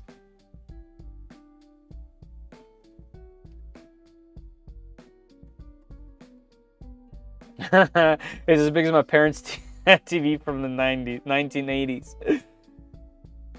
Yeah, I mean, my parents had one of those giant TVs in the basement where it had to be sold with the house.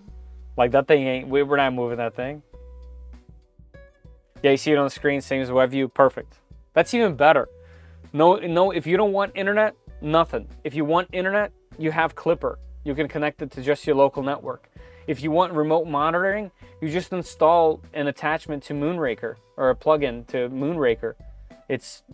You do whatever you want with it. If you want to have the ability to there's even apps for cloud slicing, just like Bamboo or Creality has at the moment.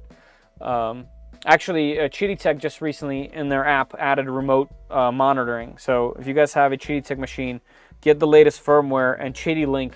You can now see Klipper as a remote connection. What's the build volume? It is 400 by 300 by 300, so it is a mass. Full disclosure, I also have almost 0 hearing left in my left ear. Well, that would explain it.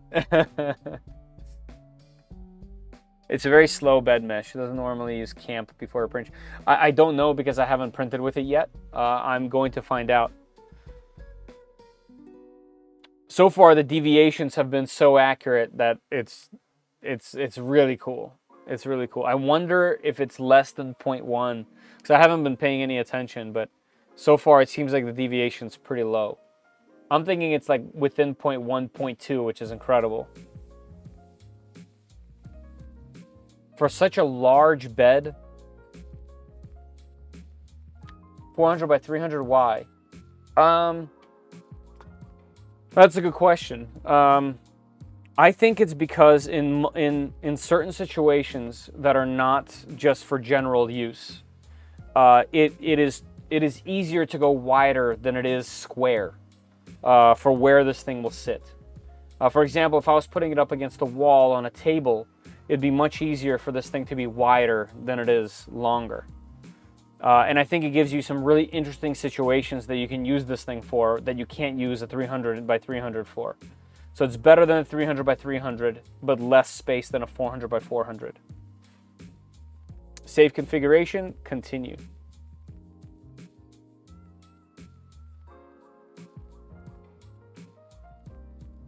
Oh, it's doing that thing again.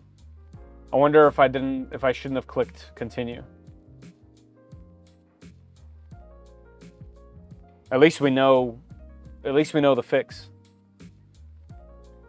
I wonder if it'll stop. Or do I just have to move it for it to stop?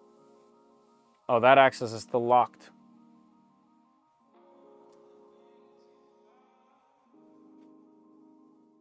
Or do I use one of the buttons? So on the bottom, there's buttons here.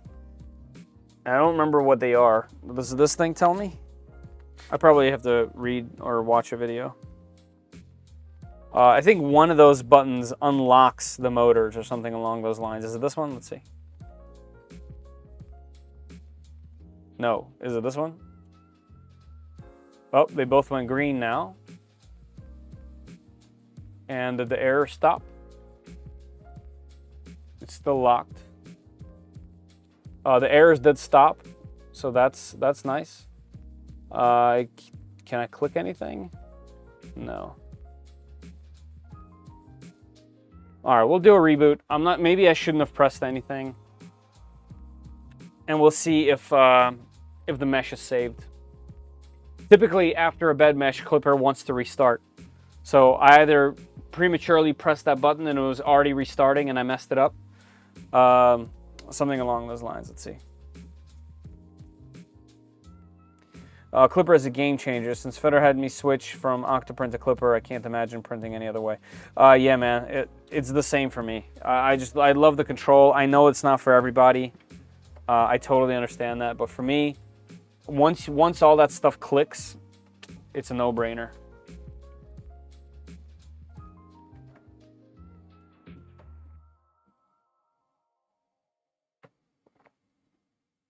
When cubed, you'll say, why not rectangle? Right. I note in their Discord, some customers have converted to a beacon probe for faster bed meshing. I have seen that as well. And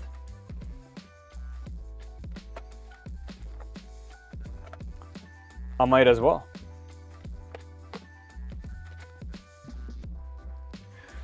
All right, let's see if the bed mesh is in here. So let's go to, is it actions? No. Is it configuration? Yes. Let's go bed mesh. Default. Can I click it? Aha! So it is in there. What's our deviation? Let's see. The most negative I see is 0.07.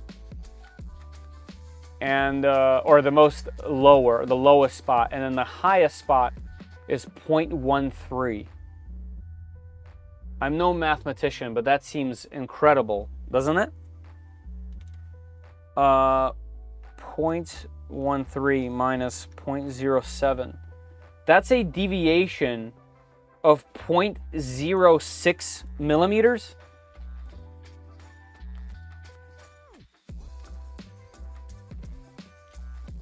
That's cray-cray.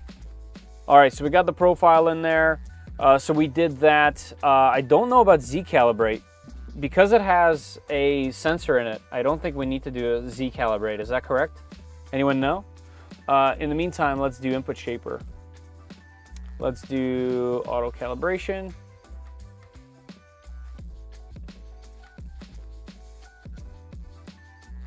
And auto calibrate. Measure both. All right. Let's go to console so we can watch it. Actions, console. All right. Let's see the kind of noise this thing makes now. Because this is when it'll really count.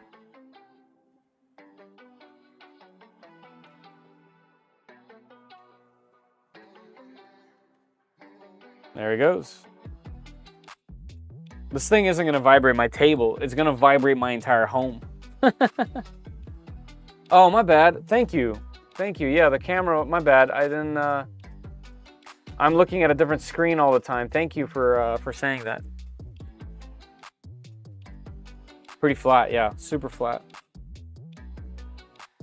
No, you need to add those two numbers. So 0.13 plus 0.7. So the deviation's 0.2. Okay, that's acceptable. 0.2 is pretty damn good.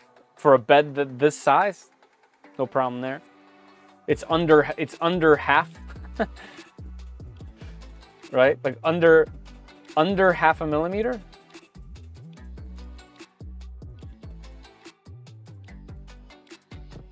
Printing a Metagross Pokemon phone charger. Whoa, look at that.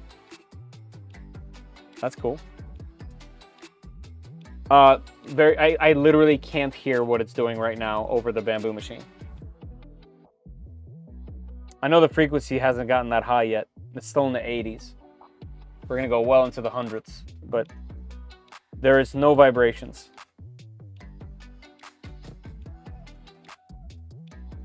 There's also a scan me button over there, or not a button.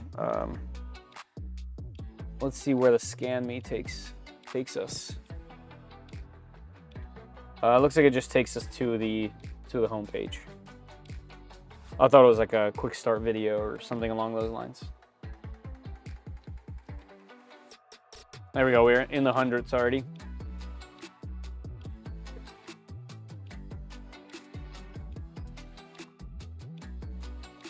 That's probably because they're using a tooling plate for the bed. They are. Yeah, it is a very thick plate in there. Very thick. Hey, thanks for subscribing to the channel, Christopher. Appreciate it. All right, so we've done the X. Now we're on to the Y. I didn't hear it. I didn't hear it at all. Like I said, because that thing is printing, I can't hear this thing do anything, which is kind of wild. I'm assuming the Y-axis, because now it's moving the entire gantry. We're gonna have maybe some noise, but this thing is solid. It's standing on rubber adjustable feet. Dang. I wonder if this is currently my most robust machine. It probably is by quite a bit, to be honest.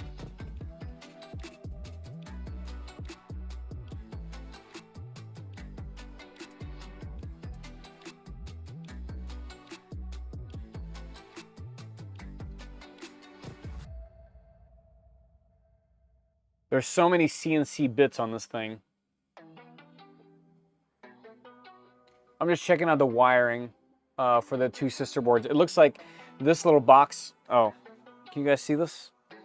This thing keeps focusing on the guy behind me there. So this little box that you see covering there, there's two sandwiched sister boards on standoffs. So they're kind of like hard mounted, but they're in their own little enclosure. All the wiring looks to be sleeved and then also glued. I can see through it, but I don't see anything notable really. Those boards are obviously proprietary. They're not something generic. They're not like an EBB 36 or something like that. Okay, so now that we're in the hundredths of hertz of the Y, I can definitely start to feel it and hear it. But definitely not the something is loose vibration that I'm typically used to with pretty much every machine so far. There he goes, that's done. So let's see how it handles this part. Calculating best.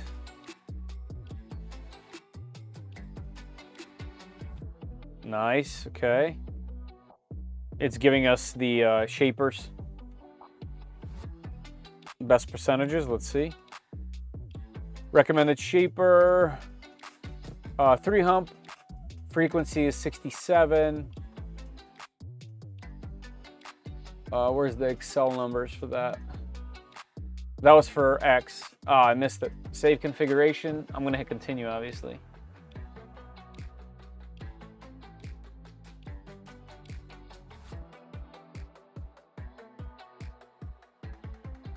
All right, let's do continue. And let's see how it behaves. There he goes. I wonder if it'll, no, okay, this time it did it correctly. That's what it should have done when we were doing the bed mesh. But I think I must have pressed the button I shouldn't have. All right, so we did quad gantry leveling. We did bed mesh. We did input shaper. Does it do automatic Z leveling? Should I worry about that? I definitely don't want to ruin this bed, obviously. I think to be safe, we should just do it. I would do it on my other machines that I've built or that I've bought. On the runout detection, independent Z. Easier to get accurate leveling.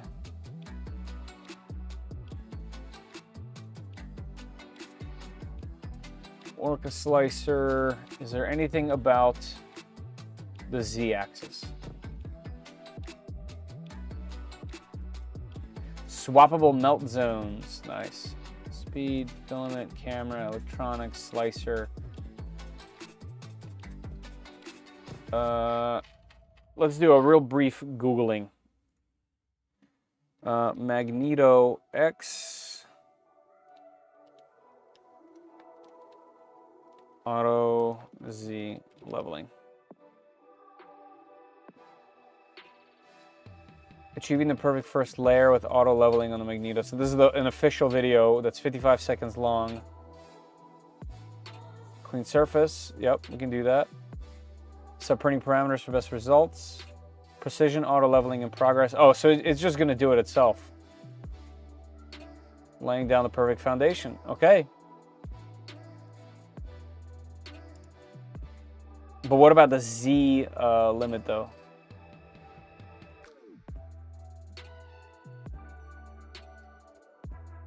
What about the Z offset though? 6 years ago, no. Features and specifications.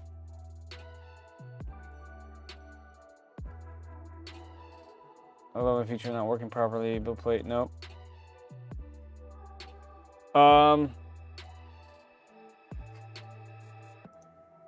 What do you guys think? What do you guys think? Should I just adjust it real quick or tune it or just let it go? What would you do? Let me know. Heading off to bed. Have a great stream, Fetter. Thank you, man. I appreciate you coming in here, saying hi, chatting. Always a pleasure, sir. Thank you. Hit print. Just print it already. All right, we'll do it. I'll do it for you guys. All right, let's hit print. It should be calibrated. All right, here's the next question. What do you guys want to see? Benchy. Looks like it's a 21-minute Benchy. A cube. That's 27 minutes. I think we're doing Benchy. Yeah, let's just do our carbon fiber Benchy and go from there. Let's hit it. Print. There he goes. And with just like with any other clipper screen, it's always nice to be able to fine tune real quick. So we have Z right over here, speed, extrusion, all that stuff. So we'll have that ready. I like how snappy the screen is. Real quick, while I still have the time, let's do some isopropyl alcohol on a rag. And by rag, I mean microfiber cloth. I'm assuming it's going to print in the center, so we'll just wipe the bed in the center.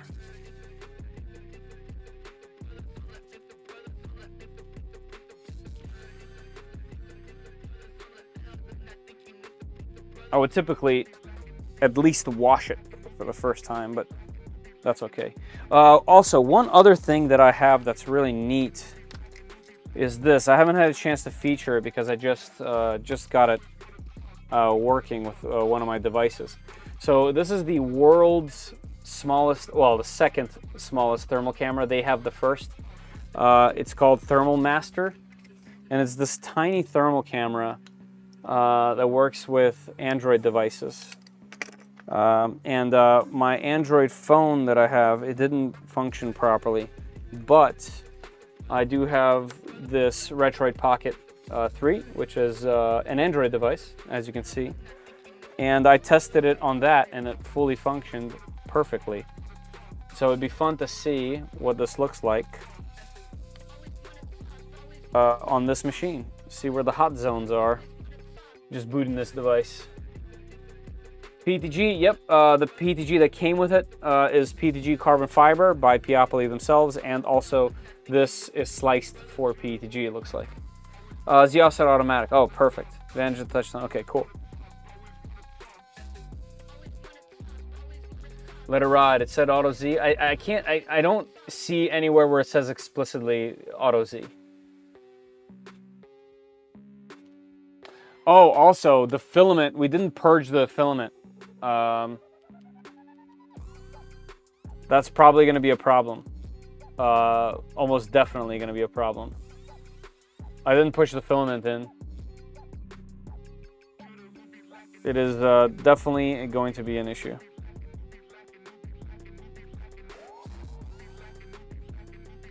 But I do want to showcase this little toy.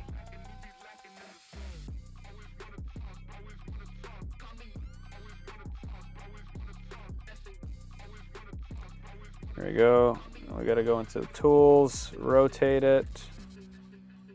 There we go. And then this, let's go into heat map mode. All right. And then I can actually rotate this way, this way, this way. Here we go. So I should be able to show you guys. So this is the, looks like where our power supplies are. Some heat on the bottom there. Let's see the bed.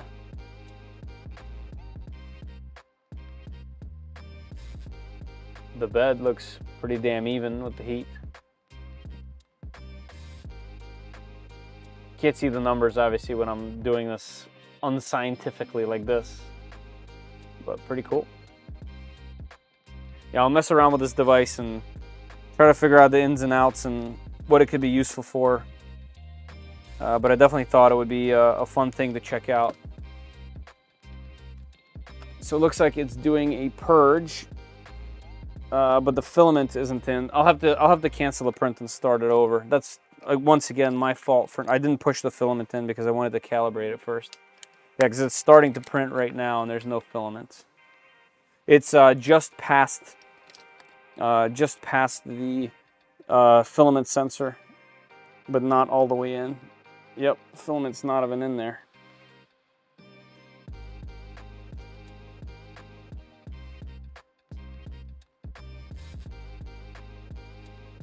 There we go. I'm gonna let it go until it starts to actually spew some filament out, and then as soon as it does, I'll cancel it and restart it.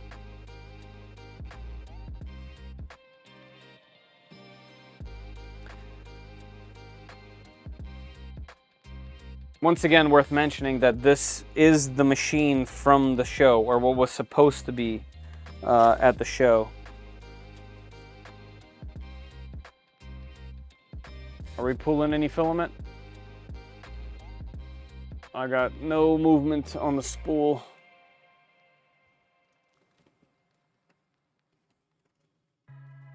Oh yeah, it's pushing.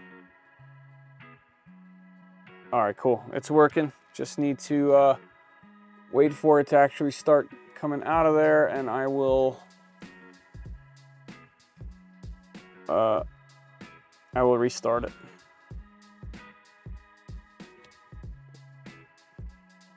And I'll get you guys a better camera view since this is at the top. This thing's just so big, it's pretty difficult to have. All right, there he goes.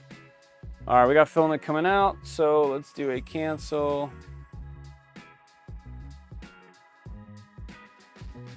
And I will hit restart in a second. Do main menu, homing, home all.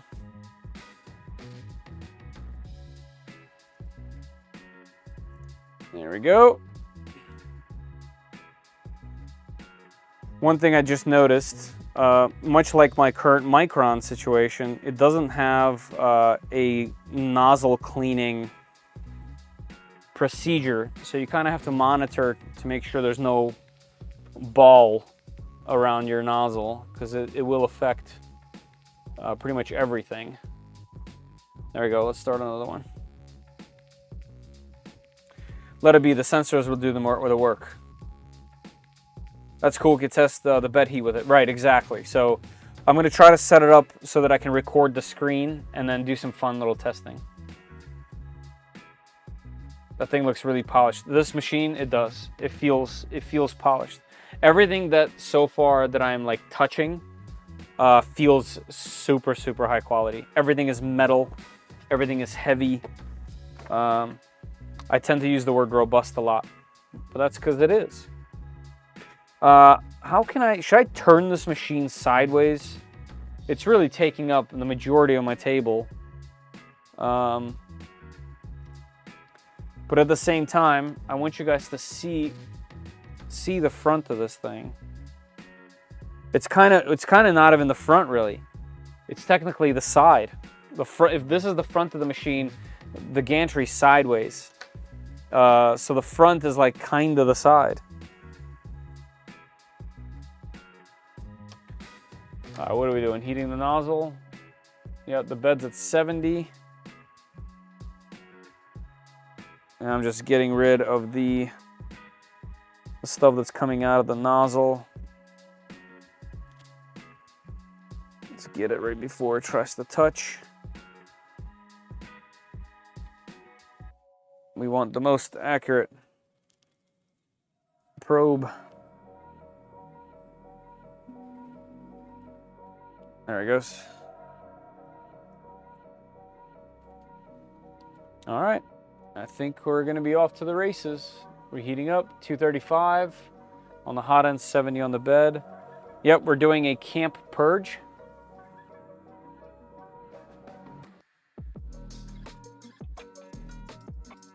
So because of that camp purge, I wonder if it does have camp. I didn't notice it do a bed mesh.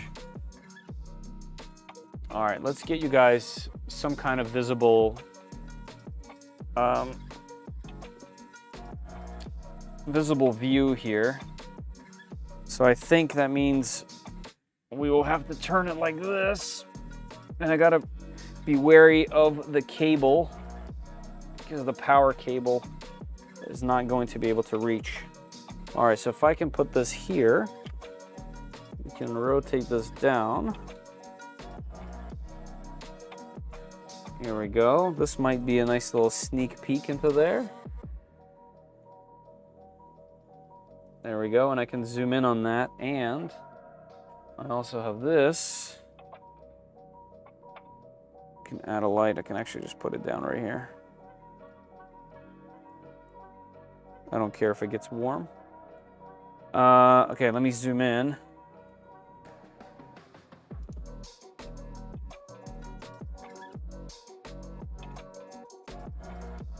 Here we go. Let me make sure it focuses. Actually, you know what? Let's do a manual focus. Image. There we go. All right, there we go. Let's see how this fares. Carbon fiber material looks beautiful. This thing is, there go the fans. There go the fans. Okay, now we're hearing it.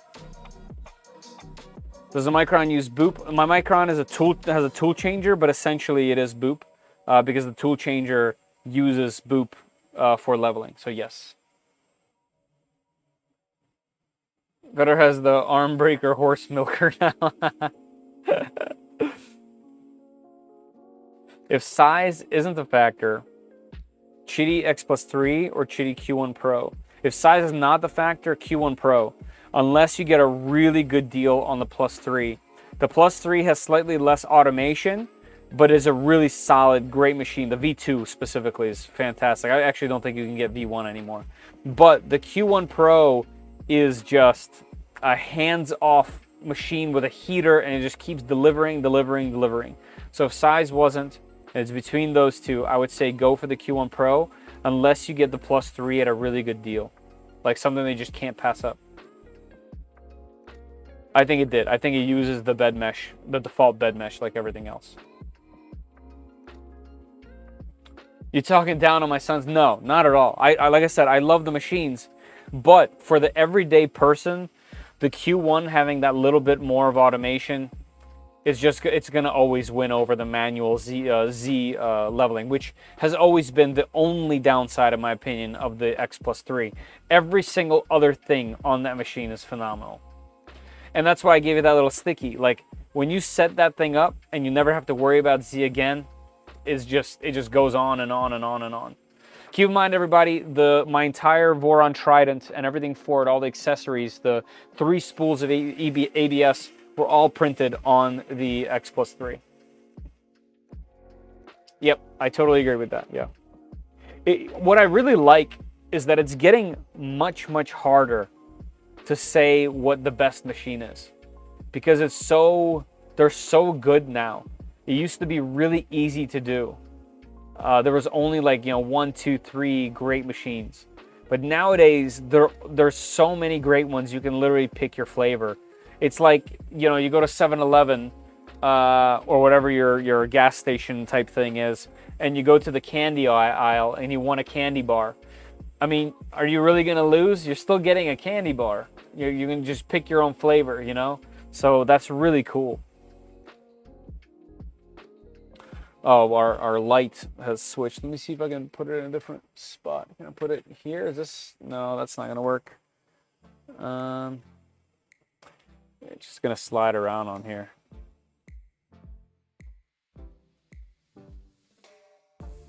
That's all right. I'll show you guys later.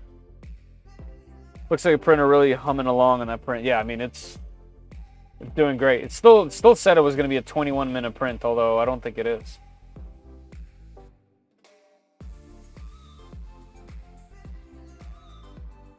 Yeah, and the X Plus takes all those ideas even further because of a cutter in the toolhead. So on the Q1 Pro, it does purging, but it does purging the same way as the Adventure 5M does and the 5M Pro, where it like continuously pulls the filament through. You have to cut it at the top and then just pull it through. And it has a purge bucket on the inside of it, so that'll get clean. That'll get clogged up and messed up. Whereas the X Plus 4 has a poop chute that just poops all over the place. Right now, mine's right over here at the bottom on one of the small calyx tables. and behind it is a mountain of poop.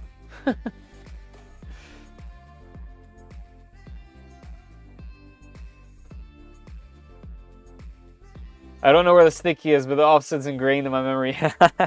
Yeah, I mean, we've definitely tuned it a ton to get to that number. So. Alright, Carbon PETG, let's see what you got. You know, it definitely has that carbon texture. That's for sure. It definitely has a couple whiskers here and there on the inside. I'm assuming all that will be covered up. It's around the infill. The fans are definitely on the louder side of fans, but hey, there's two giant, 40 by 20 fans pointed directly at the hot end, so can't complain. I still love the fact that they're magnetic. I wonder if you have to print your own ducts when you go with the longer hot end.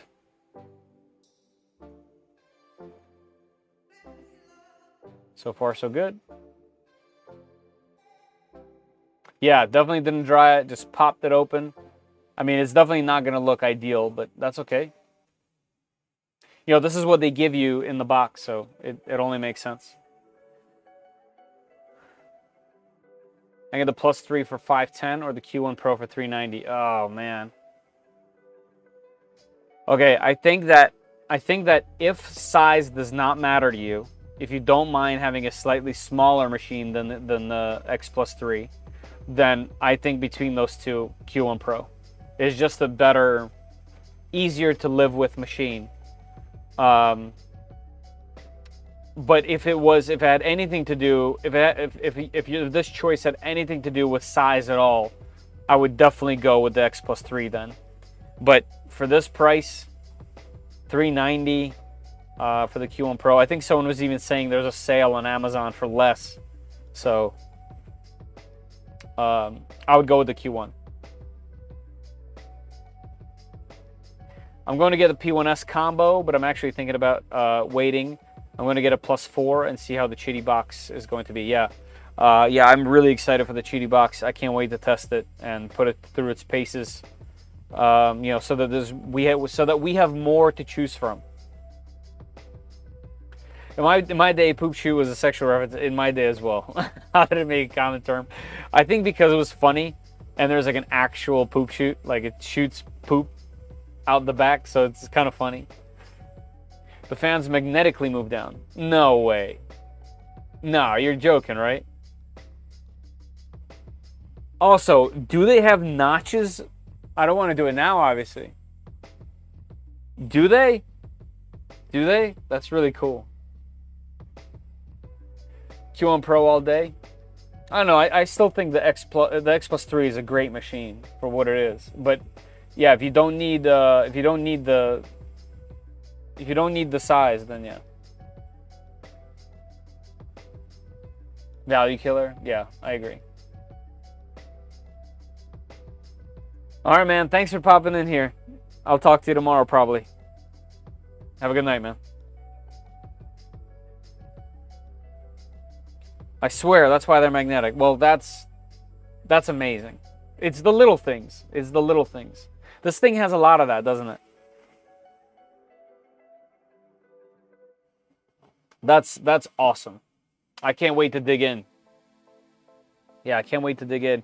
Guys, let me know if there's anything specific that you guys want me to explore with this machine as I test it and put it through its paces. Definitely eager to do more.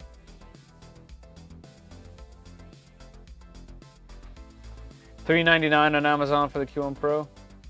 Don't forget to adjust the giveaway timer. Oh yeah, giveaway timer. Oh, it's 11:30. Where are we at? We have 28 minutes left, which should be perfect. There's only 39 entries, so pretty good chances. For those that are just jumping in here, if you look at the top of the chat right over here, there is a pinned comment. That comment will take you to this screen, where you can have a chance to win a spool of PLA Plus by 3D Max. US only, must be present. in the chat. I love giving this stuff away. This is the 70th single spool giveaway, and we've given away hundreds of spools at this point. And like I mentioned before, this is my machine number 69.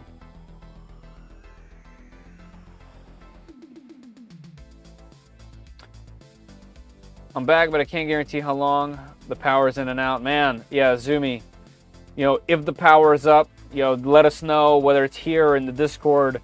You know, we'd obviously love to hear that you're okay and safe.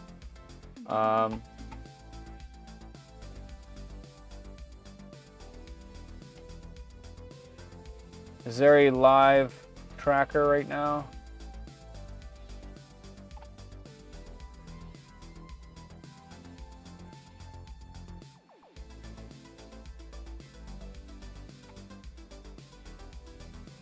Where's the radar? Let's type in radar.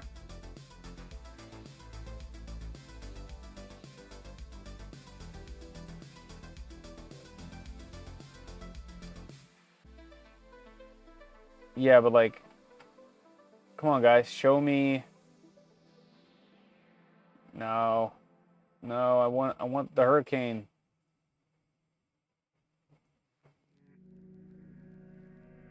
I want live hurricane. Here we go. This is what I want. Man, I gotta say, this thing is really quiet. So this thing is printing open with no panels right now, directly next to me. And the bamboo is enclosed back there. And all I hear is the fans here. I can obviously hear fans. But all I hear is the movement and fans from over there. That's kind of interesting.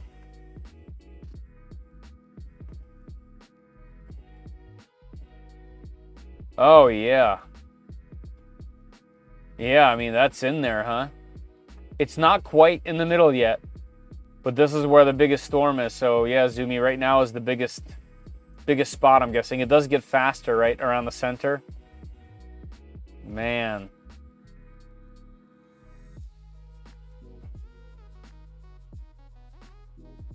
Is there a play? Yeah. Is it me or this thing's moving real slow?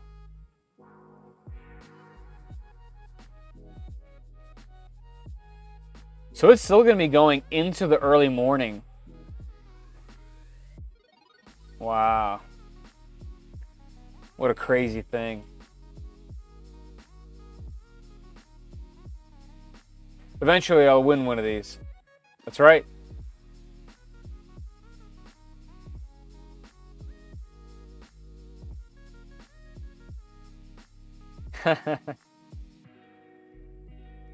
I still have my Toys for Tots filament from them. It does.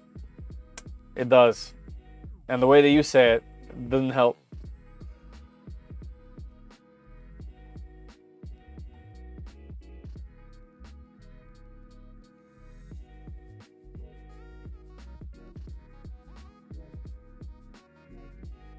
You have 4,000 hours on my two P1Ss so far. Nice. That's pretty cool. That's a lot. That's a lot of hours.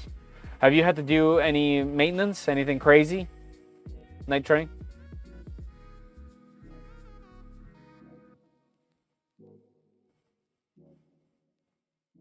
Man.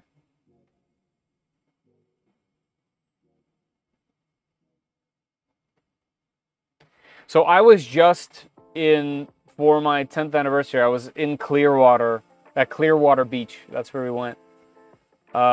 And that was literally where this thing hit. Like just outside of, right, Sarasota. Is this Clearwater here? I don't remember if it was this or just above. But that thing got hit so hard. I don't remember off the top, but somewhere on one of these strips is where I just was recently. Is it this? No. Clearwater Beach, where is that at?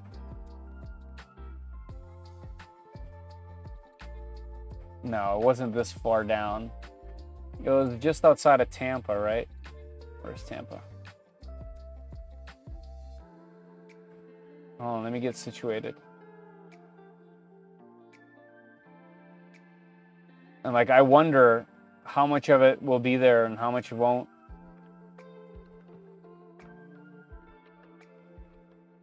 Like, what happened?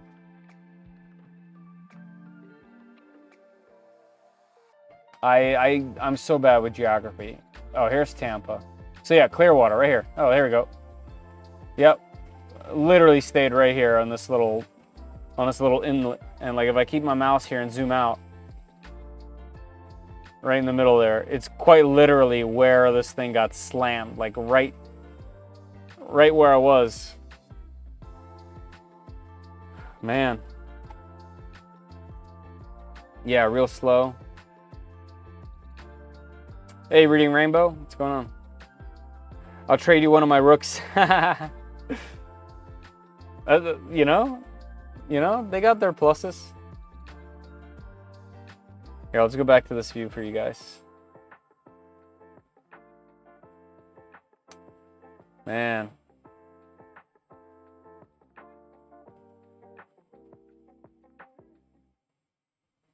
Hey, Da Vinci.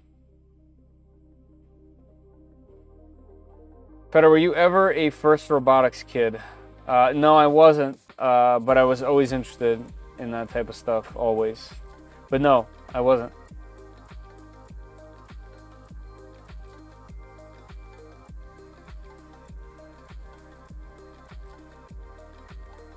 Right.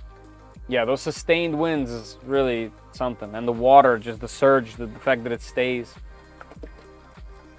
I can't wait to pull this P2G Benchy off. Yo, it definitely has that heavy carbon fill texture. I actually wonder what the fill, I wonder what the fill of this is. Let's see if it tells us. 70C, 220, hardened steel nozzle, yes. No, it doesn't give you a percentage of actual fiber on there. 1 kilogram, anything on there? No. Let's see if it tells you on their site. So since their own brand. Filaments. P2GCF. PLA, no, it's this. Does it say the percentage?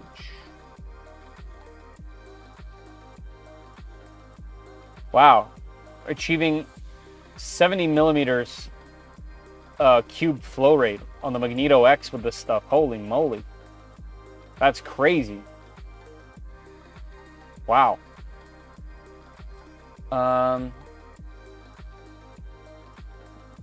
Where is the count? Keep it dry, important.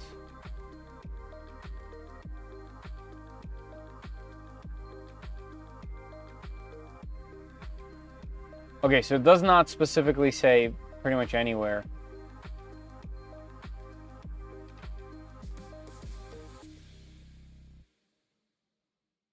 Of what the actual formula is. But since it can print that fast on a 0.4 millimeter nozzle, I'm going to assume that it's not over 15.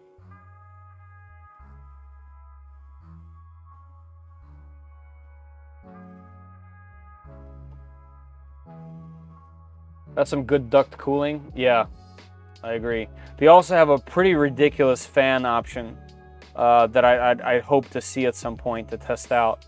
What do they call the curtain? This thing, Jetstream. They also have this, and it spans the entire side of the machine, and it's extremely quiet because it's such a large fan, side mounted fan. Yeah, I'd love to showcase this.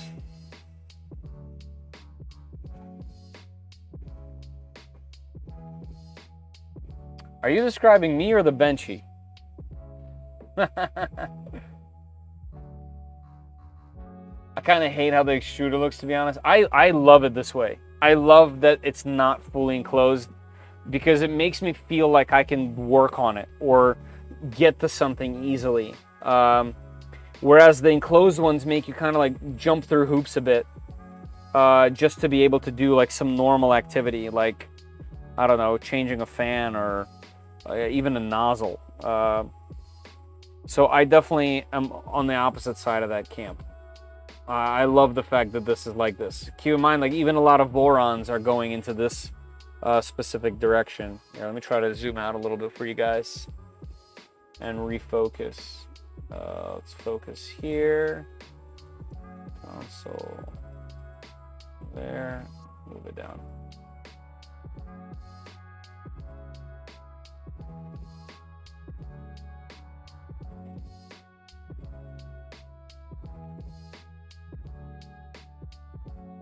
Something about quad gantry Z-hop on this size bed that's this heavy and big. I mean, I can feel it. I can feel it like almost in my body go doom, doom. What a beautiful machine.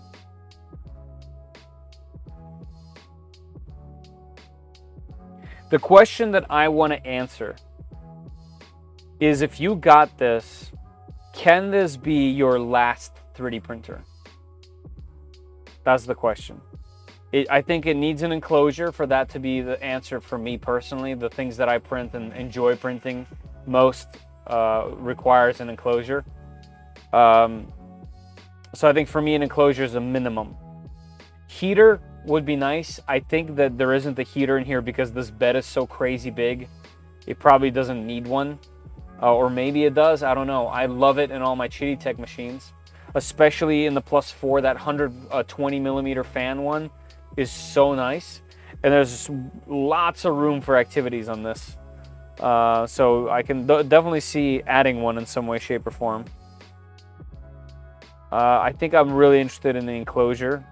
That would add a top hat as well, so this thing would be even bigger.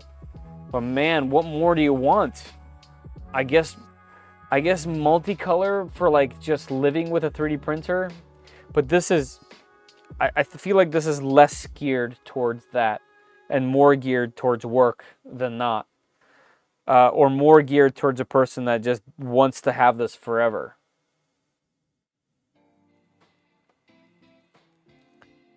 You know?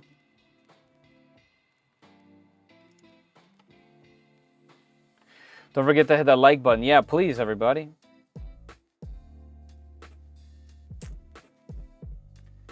No clogs, though, with that much ventilation. That's right. Moves a lot of air. You guys been busy tonight. See it working? Yep, it's definitely working. This thing's a beaut. An absolute beaut. Yeah, Clement, I agree. I agree. Function over prettiness. Just like me. Hey, me too. Yep, we got some PETG carbon fiber. That's what they included, and the files are sliced for it as well. The front fan is missing 2 screws. I think that's by design. I don't think there's anything down there to screw into. Oh, and while this thing stopped printing, can I sneak in here? Yeah, there are magnets, which is so cool. So you're saying you're able to slide it down. Oh, there's notches. Oh my God. Yeah, so you have to loosen this wiring. There's notches. What a design. You guys see those? There's magnetic notches. So when you do put on the different height, you can change it. That is... Oh, wow. That is so clever. I know that's a really little thing, but that is very clever design. And the fact that it's all CNC'd. So you could buy this tool head to put this on any machine. By me looking at it, I'm trying to see how the carriage is.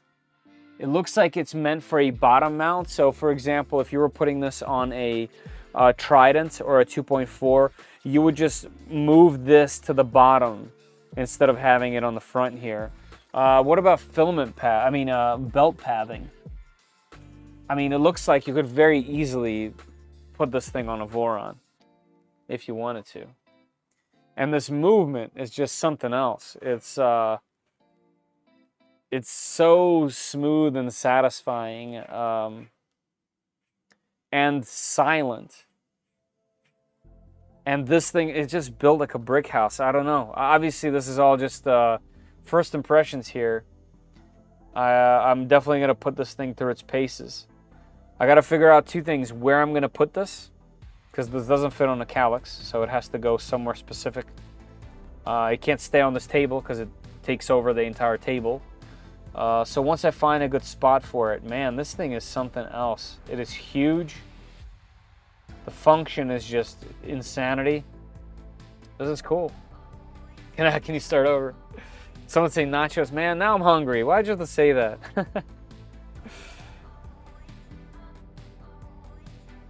Benchy do be thick and wobbly. I don't know. We'll see. Other things are purge area, less hands-on. Yes. Yeah. Definitely. The YouTube ad caused my comments disappearing. Oh no.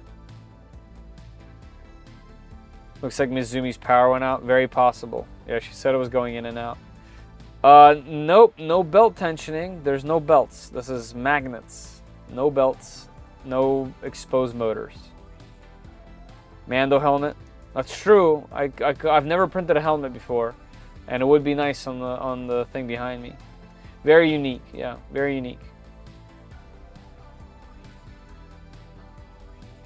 It was a joke. Ah, you got us all. All right, let's see this Benchy. Pop. It is definitely thick.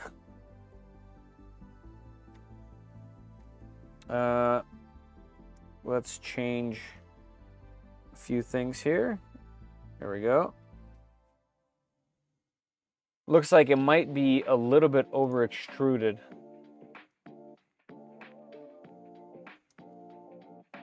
I mean, we're literally like with the harshest lights on the planet looking at this. But let's take a look. It was definitely not a cooling issue. The cooling is perfect. How's the back? Let's see if I can get it in the light. We can't read it, but definitely see some deviation there, so at least it didn't smooth all that out. How's the bottom?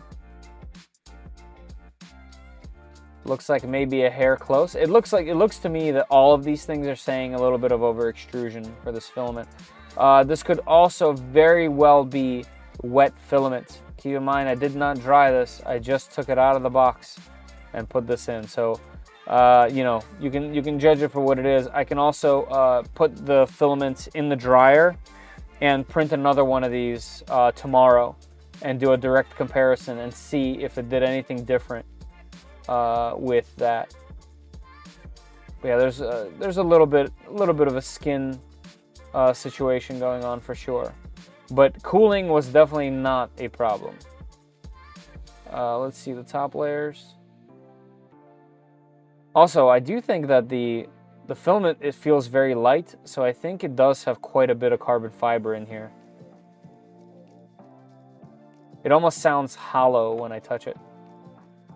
So based on the top here, yeah, definitely over extruded, but what I'm looking at here is how rounded the corners are inside here. Is the circle a circle? Is the square a square? I think mechanically this thing is good. I think this is just an over extrusion issue. And is it even an issue? Probably not. Is the printer nice and quiet? I would say in comparison to other machines that I've currently running, this thing is silent minus the fans. So Rat Rig guys are using the, oh nice, Lancer printhead, very cost-effective printhead. Yeah, just looking at the price is great. Yeah, Zombie, this is pre-sliced for PETG and using the PETG that came in the box with the machine. Yeah, you know, it's hard to judge it by just this thing, but you know, that's how I've done all these other unboxings. So my plan for this is to obviously print with this further, much further, and do a video after I have a bunch of hours, kind of give the pros and cons of owning a machine like this. But just the machine itself, what this thing brings to the table is very unique. It's definitely up there.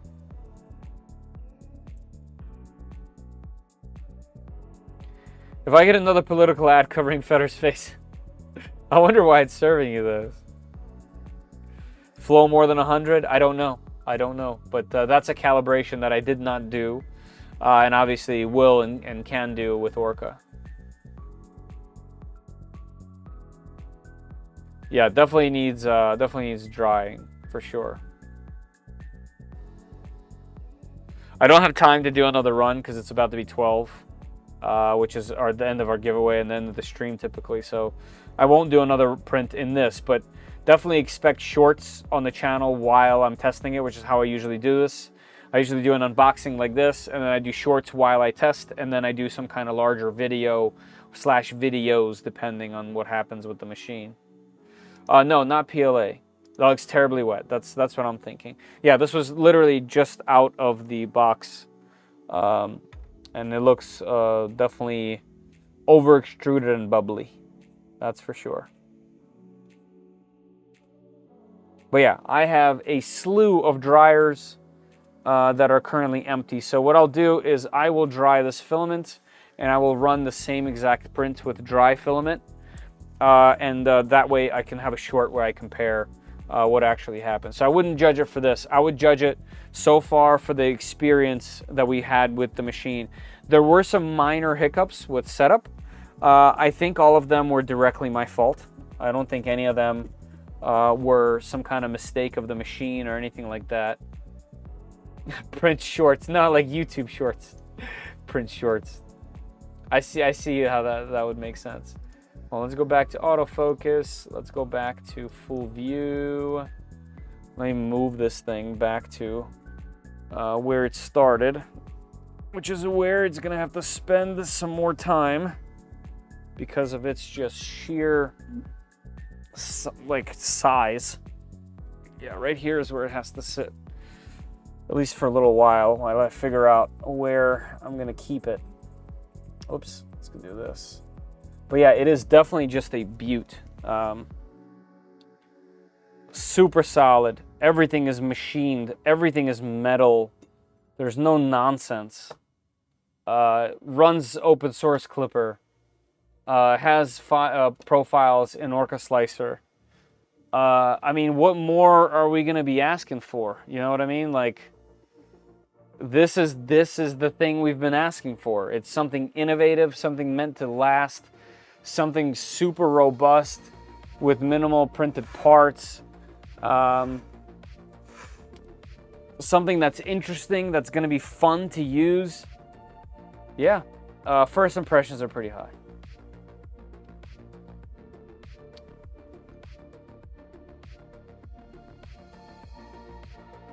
Looks better than the first print on my Vorons. Yeah, I mean, before you do... Oh, yeah, actually, speaking of that, yes. Yes, here's my first print on the Micron Plus. As you can see, I had some belt issues. I don't know why my camera decides not to focus sometimes. There we go. Yeah, this was my first print on the Micron.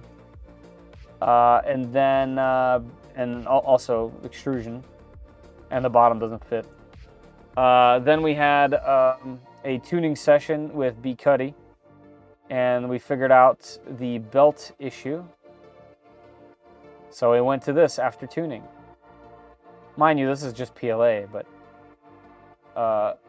that's some beautiful quality on the Micron Plus there. So yeah, the first print is almost always like this on this type of thing. But you know, everyone has different expectations for how a first print, how a first experience out of the box should go. I think this was a very positive one for me and my tastes. Yeah, looking forward to everything that has to do with this machine, to be honest. I would not wear them. Yeah, I mean, I wouldn't even count them as hiccups. One was I didn't route this correctly, so it caught the extruder when it was moving, when it was doing quad gantry, and that messed up. That was just my fault. The other thing was it was rebooting, and I hit the button instead of just letting it go, and it started throwing those errors. Just rebooting it worked right away. So I think both of those are easily blamable on me. You could print your plastic doppelganger or girlfriend. I could.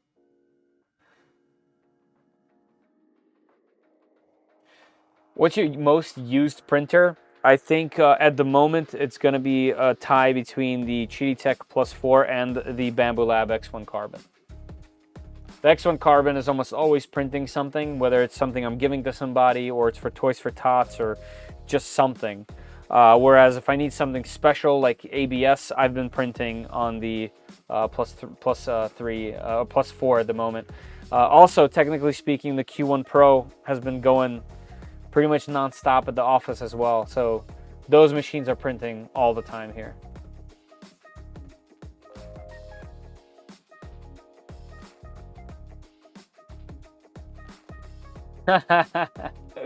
You're being served, baby.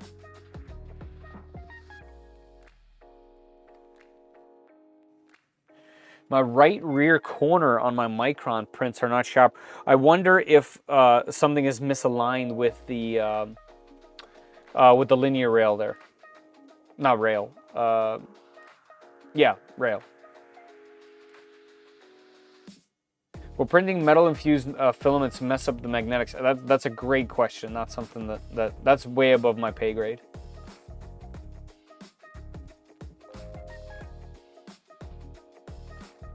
Being native clipper, it should be easy to add an enclosed heater. Yeah, for sure.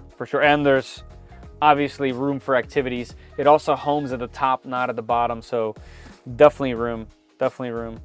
I mean, technically, even some fans underneath of the bed would help dramatically. Just like on most other Vorons, people put bed fans. So when this thing is heating, it's moving around the air underneath the bed and kind of transferring that heat. There's plenty to mount on, that's for sure. Just literally solid chunks of aluminum on this thing. Solid chunks of aluminum everywhere. All right, everybody, I think there's about a minute left in our giveaway. Oh, 40 seconds. I just noticed, so my apologies there. I didn't catch that in time. About 30 seconds left. There's a pinned comment in the chat. If you hurry up, you could technically still get in there, especially if you've done it before.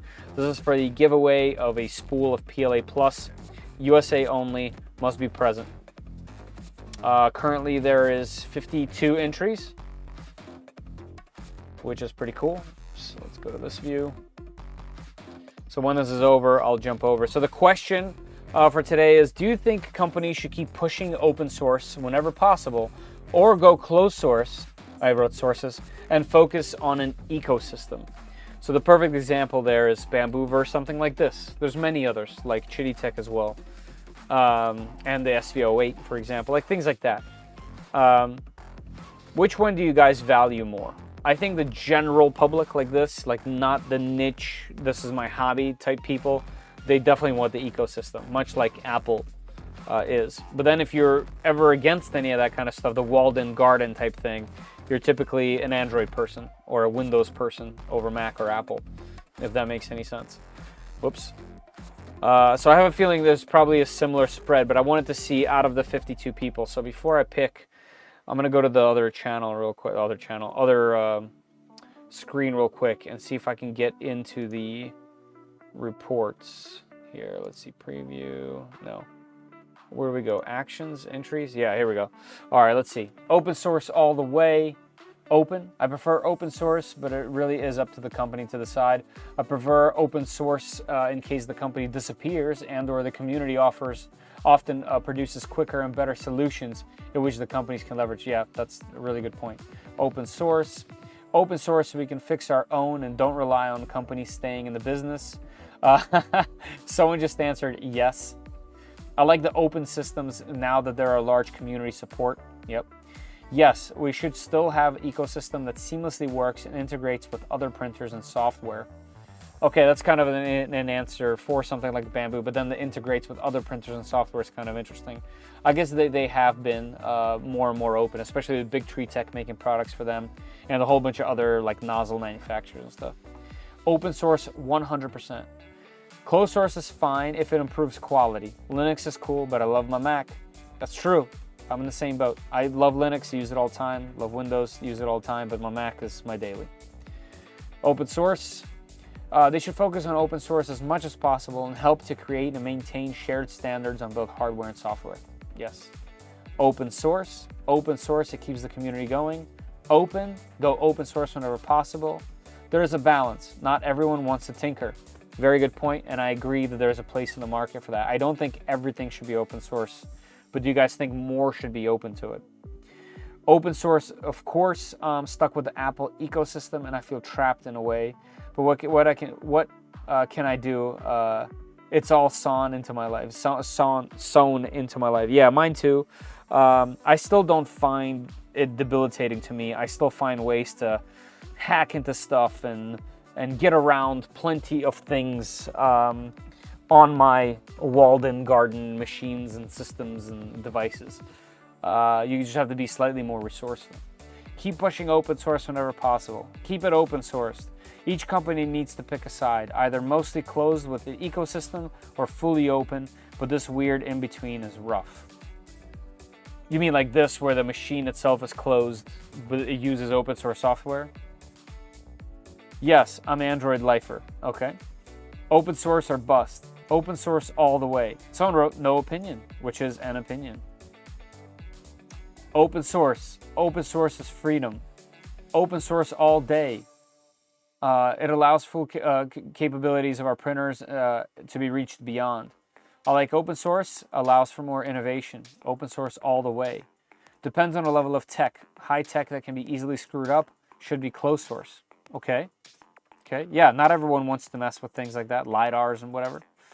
Open source, please. Open, I like to see upgrades. Definitely open source. Open source. Keep pushing open source, especially if you're building off an open source. Yes, I agree. Open. Pushing open source. Open. Open source. I think printers should be open source. Open source, but with solid hardware. Totally open source. I mean, this is an overwhelming response, guys. This is really cool. I hope somebody from Peopoly sees this, at least this portion, so they can hear the responses of the people that are like in here watching, you know. I like both options, open source for the tinkerer, but good closed source for the user experience. Sometimes hit or miss. Most times hit or miss. It's only been good once so far. Open. Open? Hard to say. I'm for open source, but I'm capable of doing a lot on my own. I can see a customer that would benefit from a well-done ecosystem. 100% the answer, right there. Open, very open. I believe open source solutions should be used as often as possible and can have an ecosystem as good as any closed source solution. Also true. All right, cool. Those were most of the answers. Thank you guys for filling that out. I really enjoy reading those things. Let me see. Man, Federal channel's moving up. Voxel to Magneto X need to be Prusa gifted to you next. I don't expect anything to be gifted. I would, like I said before, I would love to work with Prusa to any extent. It's kind of nuts to have almost 70 machines on the channel and not one of them has been an actual Prusa. It's kind of nuts, to be honest, right? So there's something about that. Send a couple photos. All right, cool. I'll check it out when I get a chance. Great live stream. Thanks. Absolutely. All right. Let's get a winner. Let's get a winner. Whoops. Blah, blah, blah. Let's go to winners. Draw winner. Allow repeats. Draw. Let's see. Did we get one? Are you in the United States? Answer, yes. Announce winners. And with avatar, announce. We got Kyle S. Kyle S, are you in the chat? Let us know. Hackintosh, best of both worlds, right? You got to put it together and also still use Mac. Does your Bluetooth and Wi-Fi work? Guys, as always, Kyle S., you have about 5 minutes or so before I pick somebody else. Hopefully you're in here. Let me know in the chat if you're in. Now YouTube is sending me non-video ads. Nice getting the audio interrupted. Trying to sell me a Mazda now.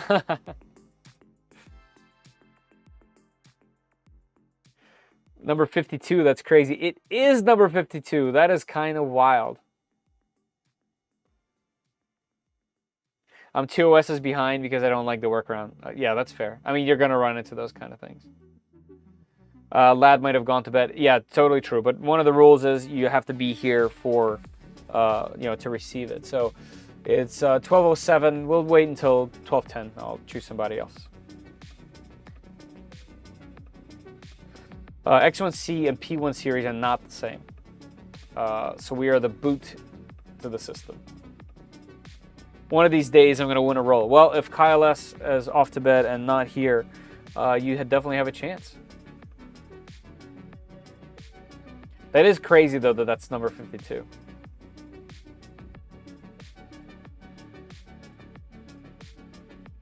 Present to win. Night Train, you're not Kyle S., are you?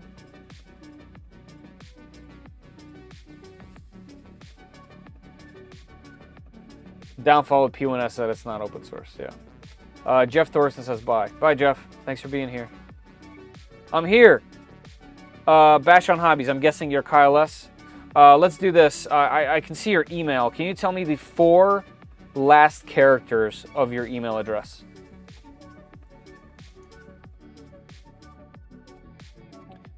Sorry, the 4. Did I say 4 last? Yeah, 4 last. That way, I don't blow up your email here, but I can still confirm if you are indeed Kyle S. Since the names are often don't match the YouTube apps and all that kind of stuff. .com. I see what you guys are doing.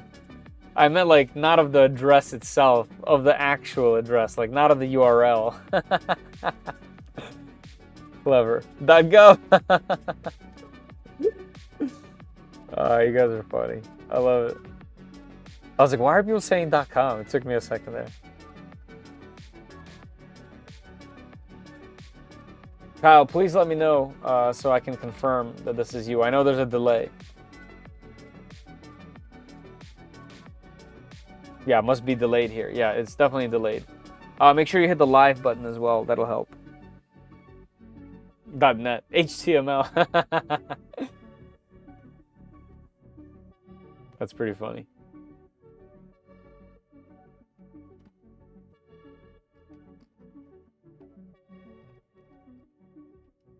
Bash on Hobbies, because I want to give the directions. If you actually truly want, I want to give you directions on how to do it, on how to claim your prize. And if not, I'd like to pick a genuine winner. So just let me know, please, so I can confirm and tell you what to do. Not a scam.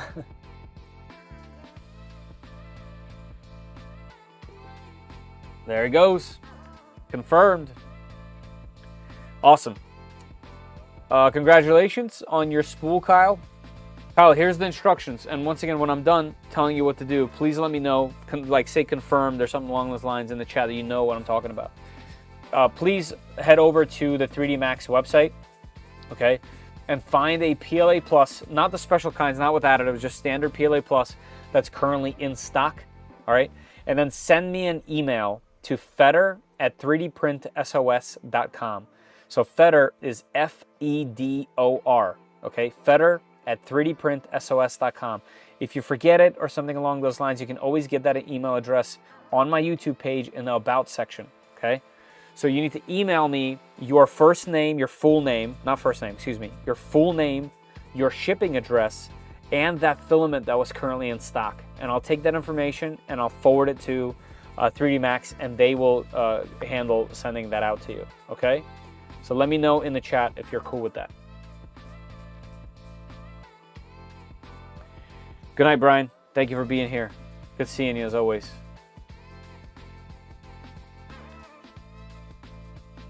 Too slow for you. That bummer. Oh, okay, okay. Okay, yep, I definitely remember that name. You've been in here many times.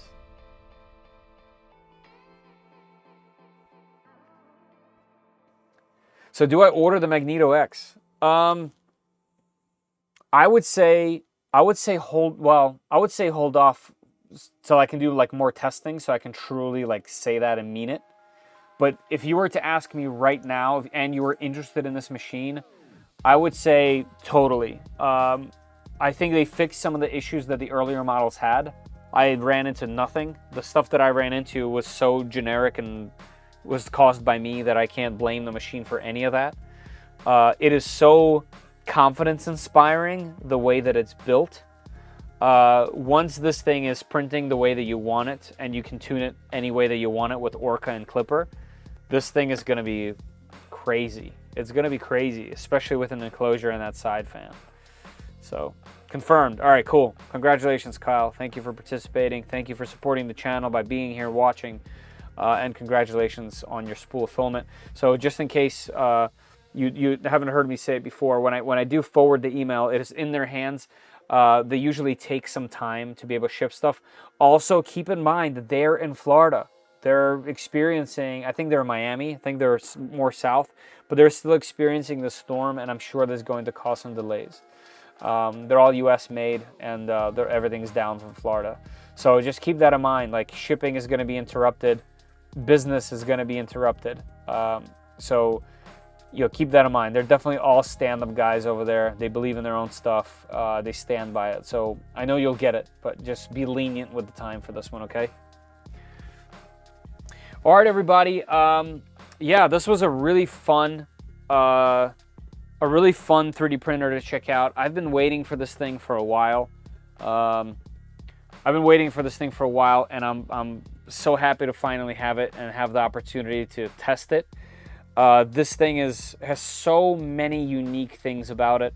So far, the only negatives that I can even think of are like superficial stuff, like, I don't know, maybe this routing could have been different, because I didn't pay attention to it and it got snagged on something. Or even though like this is how the routing should be technically. So I don't know. It's gonna take some time for me to actually, check this thing out fully and be able to say what it is. I also still need to get it on Wi-Fi.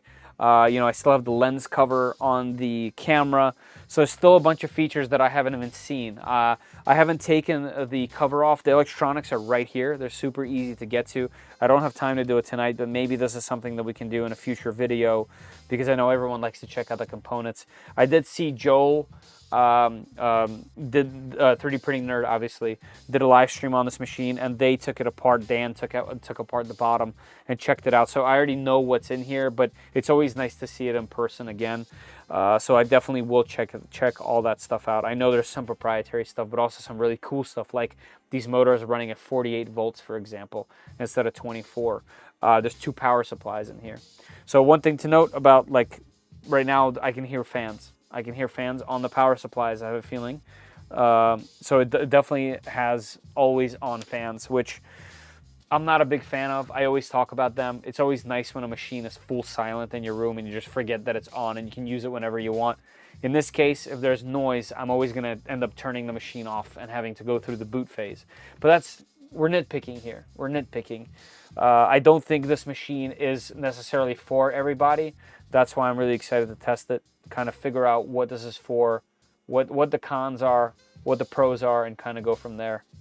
If you guys have any specific questions, definitely find me in Discord or in YouTube comments when I post shorts about this thing or whatever, things like that. Let me know. Also, be sure to comment on this video so Peopoly knows that you guys care. And, things like that. Click the links. They're not affiliate links, by the way. I'm not affiliated with Peopoly. I only made that short link with my URL so I can just keep track of how many people were actually interested enough to click the link. But it is not an affiliate link. I guess I need to put that in there, that this is not an affiliate link. Ordered. Nice. That's cool. Hopefully, yeah, I was just about to say, no, I'm not affiliated with them in any way. So, yeah, and you get a free enclosure. Yeah. Yeah, it's going to be really cool. Nice. Awesome. All right, everybody. I'm going to call it here. congratulations on the win, Bash slash Kyle. Thank you everyone for being here. On your way out, definitely hit the thumbs up button. That would help tremendously. And yeah, as always, I'll see you guys in the comments and in the channel and in some other videos that I have coming on. Check out 3dprintsos.com if you guys want to buy some cool shirts, if you want to support the channel but get something in return as well. The prices are as low as possible. Thanks to Peopoly for sending me this machine. I've really enjoyed this unboxing, and hopefully I see more of it. Peace, bratuch. Right back at you, man. See you, Nico. Good to see you in here as always. All right, everybody. Take care. See you later.